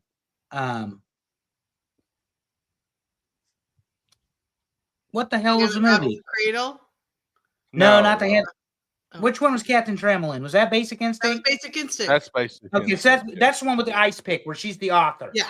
Yeah. And Michael Douglas is the cop. In Okay. this one, there's a bunny that dies in this one in Fatal Attraction. Yeah, Fatal Attraction, I think I've seen one time. Yeah. So I'm not as much of a movie person as you are, Allison. No. I'm more of like a I'm not either. TV show person. Me Screw too. that, buddy. That's funny. We'll get there. Yeah. Yeah. Anyway, so this is a good movie. Good movie. Oh yeah. Okay. Okay. I just don't think I've seen it. About Now- the affair. Now, if you haven't, It's about the affair that comes back to bite you in the ass. yeah, and we mentioned it before the top 10, but if you haven't seen The Hand That Rocks the Cradle, that's a great Oh. movie too for anybody that. Oh, hasn't that seen movie's wicked. I mean, you talk about evil. Number 8, All right. Jack Oh, there we Torrance, go. The Shining. Old This- Stephen King. Okay. And how did they not know he was a psycho from like the beginning of this movie? Like genuinely. And then you got the red rum and the little twins and I I mean, think the reason that he is such a good villain in the movie is you see his decline. Like you watch him become the villain. I think this is an excellent movie. I think he was excellent in it. yeah, I mean, and this is where you start splitting hairs on the top 10. I see Dave's comment there, Terry. Oh, And that is a very uncomfortable movie. Yeah. oh yeah. Because it hits really close to home, no pun intended. But I mean, Yeah. it is, I mean, you talk about primal is the Oh, word. one that wasn't on the Primal. list. Remember Sleeping with the Enemy? That was Yep. Oh an yeah. interesting movie Yeah. too. Yeah.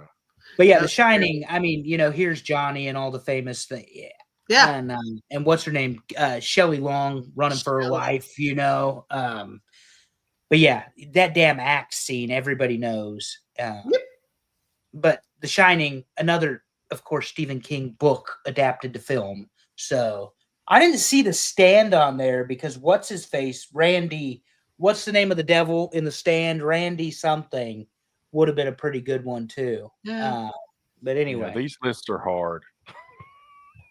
well, freaking narrow them down. I mean, we ended up with 6 different Well, lists. For yeah. this I mean, list. Seven. it did. Yeah.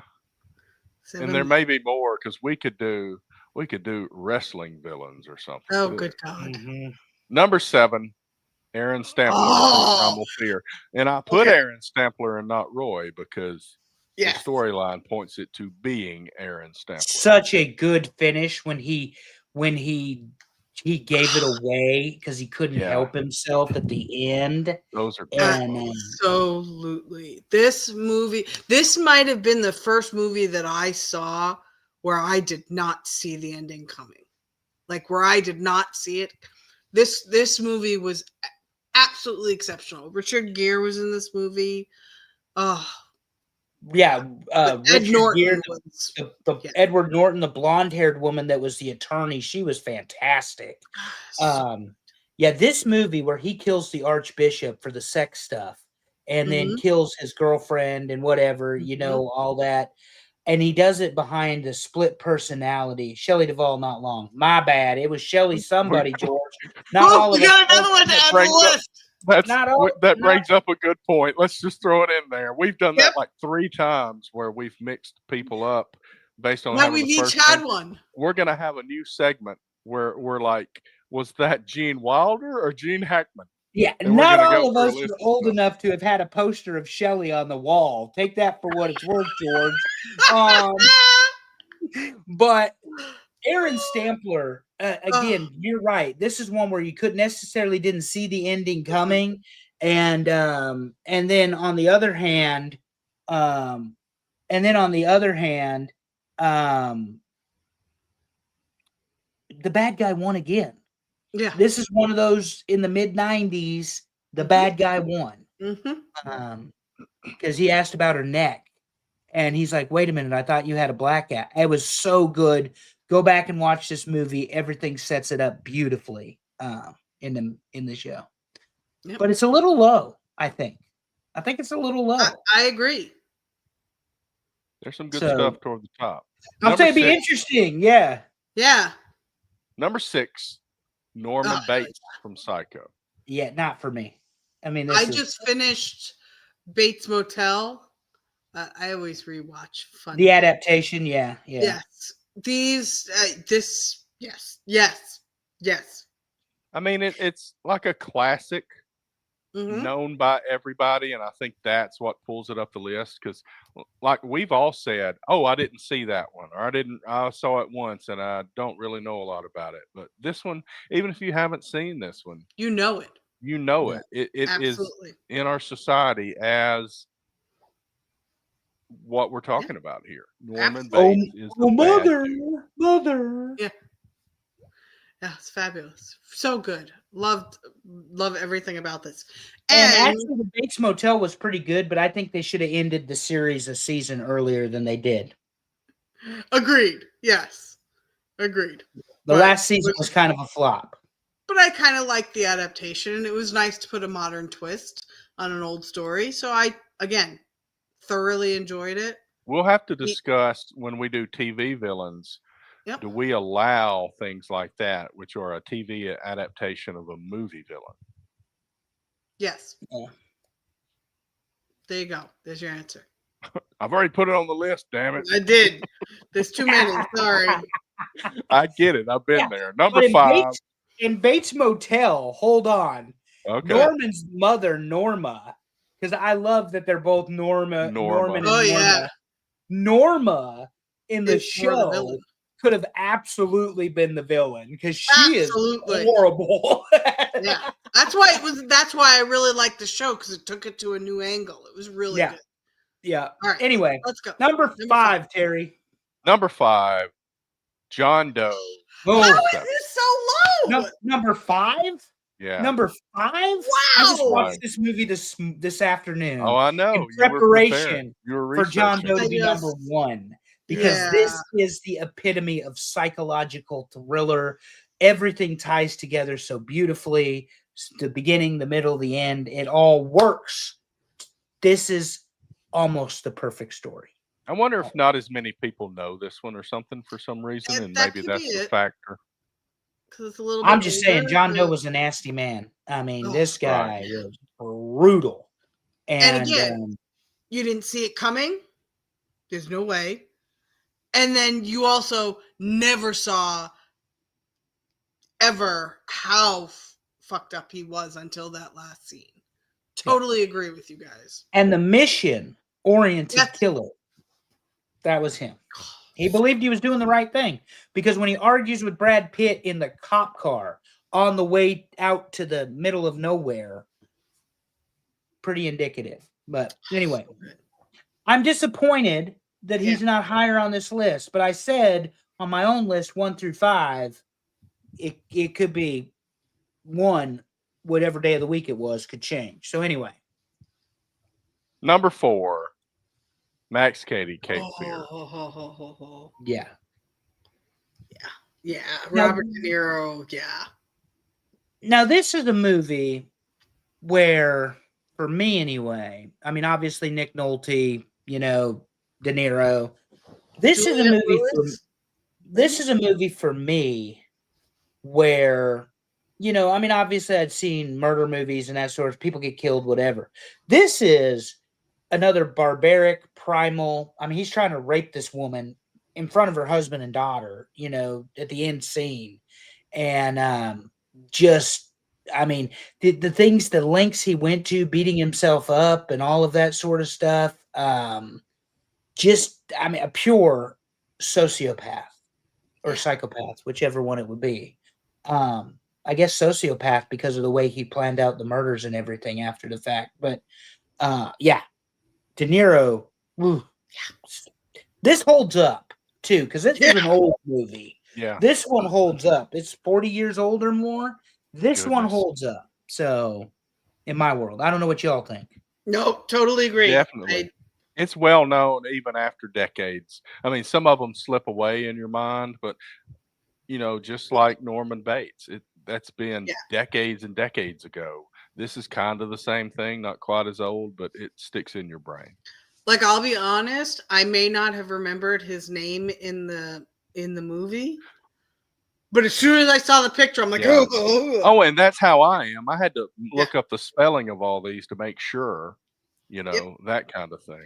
And yes, I believe Super Dave is correct. I do believe that It was. the, There was one Euro from like the version, 50s or 60s. yes, is a remake. Yeah. Yeah, it is. Awesome. Good catch, old man. Way Mhm. to go, elderly. The elderlies are showing out. I did know that. I did notice it when I went searching. There were some black and white pictures. Number 3, Hans Gruber, Die What? Hard. What? Okay, so My we're gonna tag get. says Hans Gruber died in the first movie, so it That's counts. why, yes, I was going to qualify. Because our rules this- are loose. Yes, in order to qualify for, he will also probably be on the movie franchise villain list. Well, Alan we're gonna have Rickman to is debate. fantastic, but his best work was in Snape if we're talking about bad Well, guys. And it turned out that he wasn't even a bad guy in that movie. And Hans Gruber, by the way, this is a Christmas movie. This is not a movie about evil people. Die Hard is a Christmas movie, always and forever. That's church. Number two, Hans Gruber is not even an evil person, like in comparison to the other five we've already talked about. This is child's play at this point. This is just some sort of Now, Child's German Play, that should be Bang on bang the list. done. taking Chucky. over. I mean, I am insulted by the fact this man made my top 10, your top 10, Terry's top 10. This is shameful, people. We can do better than Hans Gruber. He should be like in the top 25, sure. But in the top 10 of most evil standalone villain, no. This is wrong. This is all wrong here. Super Dave says he's just a bank robber. Thank you, Super Dave. He's not anything special. I will consult the musical that was done by the kids on Bob's Ah. Burgers to get details about how bad of a guy he was. Yeah. Okay. I mean, he Y'all shot wanna the hear the top cokehead two? assistant. Who cares about that guy? You know? Bring Yeah, me my I wanna hear detonators. top two. And that was his famous quote. Bring me my detonators, or I will continue to kill people. All right. Number 2, the Joker from What Dark the- Knight. Oh, no. You thought it was number 1. It should have been number one. Yeah, it should have been number one. Just Why so serious? the- Go ahead. No, you're first. I was just gonna say this is probably without a doubt the most exceptional performance I have seen by an actor in a villain role. Yeah. The depth and volume Yeah. he brings to the Joker. Nicholson was great. Fuck, Cesar Romero was good back in the 60s. Yeah. But Heath Ledger is another level, and Jared Leto ain't it. So, for me, you're talking villain, you're talking memorable, you're talking most important person in the movie. He's more important than Batman in The Dark Knight. Oh, He yeah. is more important than Batman in The Dark Knight. And of course, we get the quote from Alfred, "You see, Master Bruce, some men just want to see the world burn." And that was Heath Ledger. When he's doing the bidding for the mob and they bring him all the money and he lights the money on fire because it ultimately doesn't mean anything to him. He absolutely knocked this out of the park. Don't know of a better, quote, supervillain portrayed. And I know you have Lex Luthor. Don't get me wrong. Hackman was great. But this Joker, I think it's untouchable. Yeah. And it is my number one villain.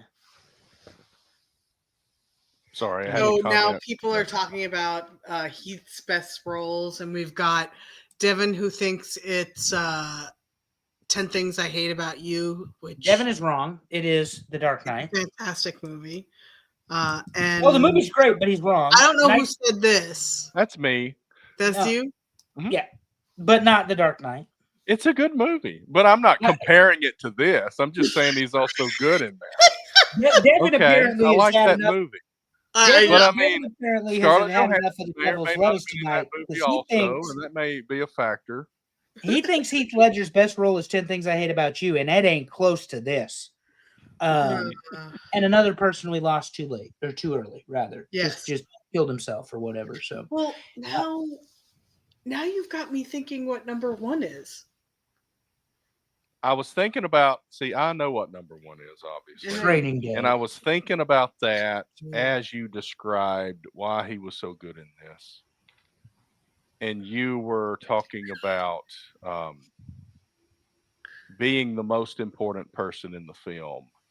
And I think that's a conversation we can have about this one. Annie Wilkes from Misery. Okay, good. She was in my top 5. This is excellent. This is an excellent. She's an Number evil one. bitch. She She's top 10, but she ain't number one. Oh, she Not number was Nobody, when you watch, all right, I read this book, full disclosure, nobody's surprised, right? Before I saw the movie. But when you watch the movie, you were like, this bitch is crazy. She is insane. And it was perfect. And in all honesty, Kathy Bates is far more important to the story than James Caan. 100% in the movie. 100%. George, to address your comment, Hannibal. Oh, Harry got you. We'll be on the first, Yeah. the franchise. No, so Hannibal. I will be holding court on Hannibal and the Thomas Harris trilogy when we get there. Red Dragon, Silence of the Lambs, Hannibal. Do your research, folks. Silence of the Lambs, 16 minutes. Anthony Hopkins is on screen, wins an Academy Award in 1991. Put Jodie Foster on the map. So you're welcome. But yeah, Silence of the Lambs with a bullet.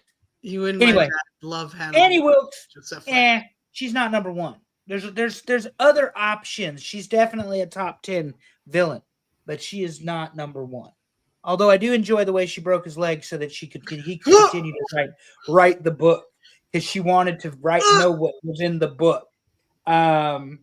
So anyway, yeah. And by the way, since we're talking Stephen King, 2 of his movies made the top 10. Randall Flagg was the name of the devil in The Stand. Randall Flagg in The Stand, yeah. And then so we're gonna have some sci-fi and stuff too, where we might be able to get to Pet Cemetery and Needful Things and It and all that other stuff. Terry, run it down with the top 10. We'll have debates on some of those things too. Number 10, Patrick Bateman. Number 9, Alex Forrest. Number 8, Jack Torrance. Number 7, Aaron Stampler. Number 6, Norman Bates. Number 5, John Doe. Number 4, Max Cady. Number 3, Hans Gruber. Number 2, the Joker from A Dark Knight. And number 1, Annie Wilkes. I did not name all of the movies because that would take forever. Yeah. But for the Joker, I did. I would like to point something out here for you guys. Okay. Look at these movies. There is not a recent movie amongst them. The Dark Knight's probably one of the newest ones. And that's 20 years old? 15. Minimum. Yeah. Okay. Minimum. That's my point. Look where to me, it's gone like this. Yeah. The quality of our movies today. So I really they're all most of our big of movies are comic based movies or Star Wars or something like that. Marvel taking over the Hollywood world. Yeah. That'll be in the movie series, in the franchise villain. That's right. list. Do we get to pick more than one villain in the Marvels? There's only one. Or is it only Thanos? And he's the worst, so. Yeah. Fun fact for those of you who would find a hard time believing this, my very favorite Marvel superhero is Deadpool. Yeah, I'm shocked. That totally shocks me. Oh my god. Get out of here. By the way, I would like to note that not on this list and not on the almost missed the list are all of the John Hughes movies villains who I added to the list because Terry forgot them all. So on my list was Steph from Pretty in Pink. Oh, he was such a dick. I hated him so much. What about the Heathers? The Heathers. That's a good one. That wasn't on the list either. Yeah. That was a good one. These are hard. Yeah. What about the principal from Mr. Vernon? Mr. Vernon, yeah. He was an option, but he didn't make it. From the Breakfast Club. He was on the list. I added him. And then the guy from Ferris Bueller's Day Off, he was an option. Yep. Ed Rooney. What about Chet from Weird Science? Chet was a closet homosexual. Oh my god, this was so much fun. Look at that. Oh, I can't wait to do the next 6 lists in the series. Oh man. People are going to get tired of this. But that's okay. We're going to run through it. And you're going to deal with it. That's right. What are we talking about on Talking Wrestling this week? No guest. I talked to Dave today. Is it Tuesday night, Dave? Are you guys going on Tuesday? I did not ask him what day it was, but They are gonna not have a guest this week. They're gonna talk about wrestling Wednesday. Wednesday. All right, Wednesday night. Thank you. And Yeah, we that's good because I got to watch the Yankees not play in the World Series Tuesday Boo. because Showtime is pitching in LA. But anyway, no guests. Oh, Amy's still here too. She just doesn't comment because Terry told her to quit being so thirsty like last week.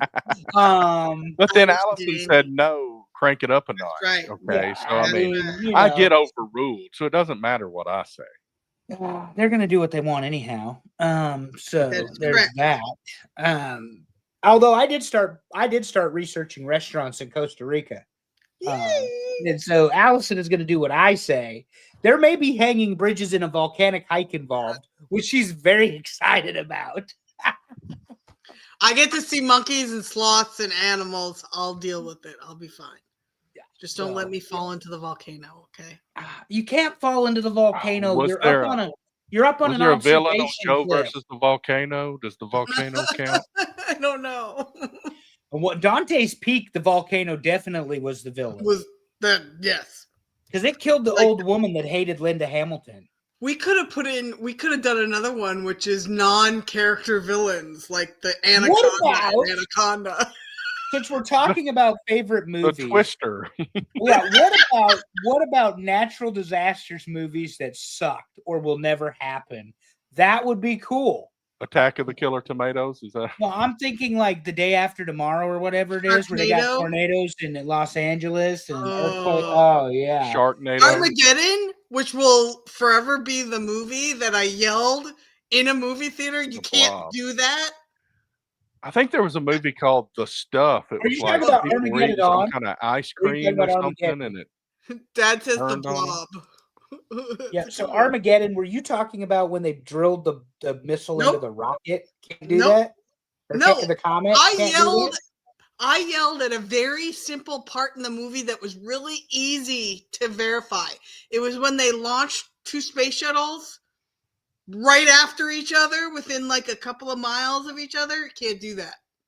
Can't Something do it. about jet wash, if I'm not mistaken. Something about the Yes. atmosphere, the exhaust that one leaves for the other one needs pure oxygen, and such a bad idea. Oh my god, no. What about the fact that in because I'm from tornado country, in the movie Twister, the original, Oh yeah. when they do the F5 tornado, that son of a bitch, A, will not just make a turn like it did, and B, the helicopter is on screen shooting the tornado. So, Yeah, you know, we can have a lot of fun with that. Natural We could. disasters that didn't happen. No, And- and Dave is right. When I was drinking, Sharknado was fantastic. I mean, really, it was. Oh, awesome. man, It it reminds me- combines my fear of my 2 things I am most afraid of: tornadoes and sharks. Oh, No, it's thank so you. it's so stupid though. It's like thinking a Child's Play's a horror show. Get away from me. Yeah. Chucky It's is comedy. That's true. It's got Tara Reid and Ian, whatever his name is from Ziering. 90210. Yes. Steve. Steve from 90210. It's like those horrible shows that used to come on USA Up All Night. Yeah, with Rhonda, Like wasn't it Swamp Rhonda Thing Shear? or- Up yeah. all night. Well, Yeah. either her or Gilbert Godfrey. Oh my God, Gilbert Godfrey, the talking parrot from Aladdin. He was brilliant as Iago. That's a heel. Iago was a heel now. Anyway, That'll be Right. on the list. Shelley Yeah, Long. so Dead. obviously we're already talking about what we're doing in the future. So we did talk a little bit. We will remind you before it gets here. We're going to take the weekend of November 15th and 16th off. I and Cyrus will be in Memphis that weekend. He's got a couple of soccer games up there. And then the next weekend we're in Chattanooga. So what we're going to do, I believe, if I remember correctly, we're going to do a show on the Wednesday night between those 2 weekends. which is the day before Thanksgiving. Yes. Okay, so it would be actually the next Wait. Wednesday. Wait.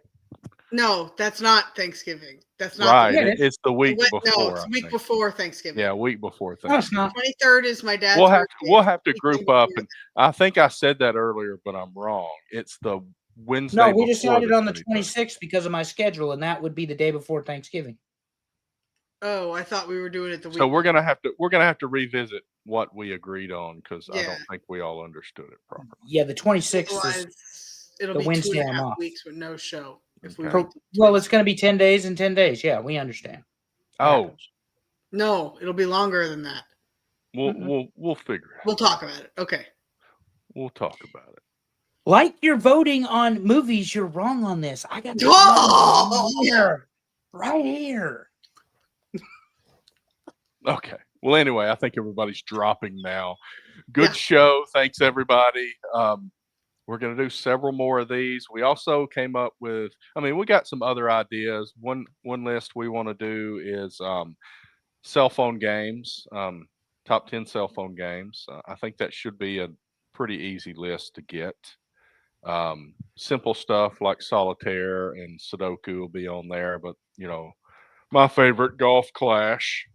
And Until Amazon Web Services goes down. oh yeah, Oh my God. the Poor bastard. Terry's so mad. Yeah, and then I will tell how I Floppy Bird. Yes, I will tell how I learned a lesson about naming yourself on that game at one point, but I will not reveal that until we have the show. Oh, awesome. Yeah. Anyway, thank you everybody. Just over 2 hours. I thought we might be shorter, but we don't Me do too. that kind of thing. And that's I what don't know she why you're said. both looking at me. We like to go Anyway. long. We do. We really That's what he enjoy it. said. But we're very tired after going so long, and we need Yes. to get in the bed because we're old. Thanks everybody for voting. Thanks for showing up, all your comments. Andrew's smirking at me saying we're old. Alice and I are old. How about We that? are not old. I've still got a 3 in the front of my number for another 6 weeks. Anyway, you guys have a great weekend. We will get back to you when we figure out what we're talking about. And as always, love your people. Tell them you love them. Make it weird. See you next time, everybody. Bye.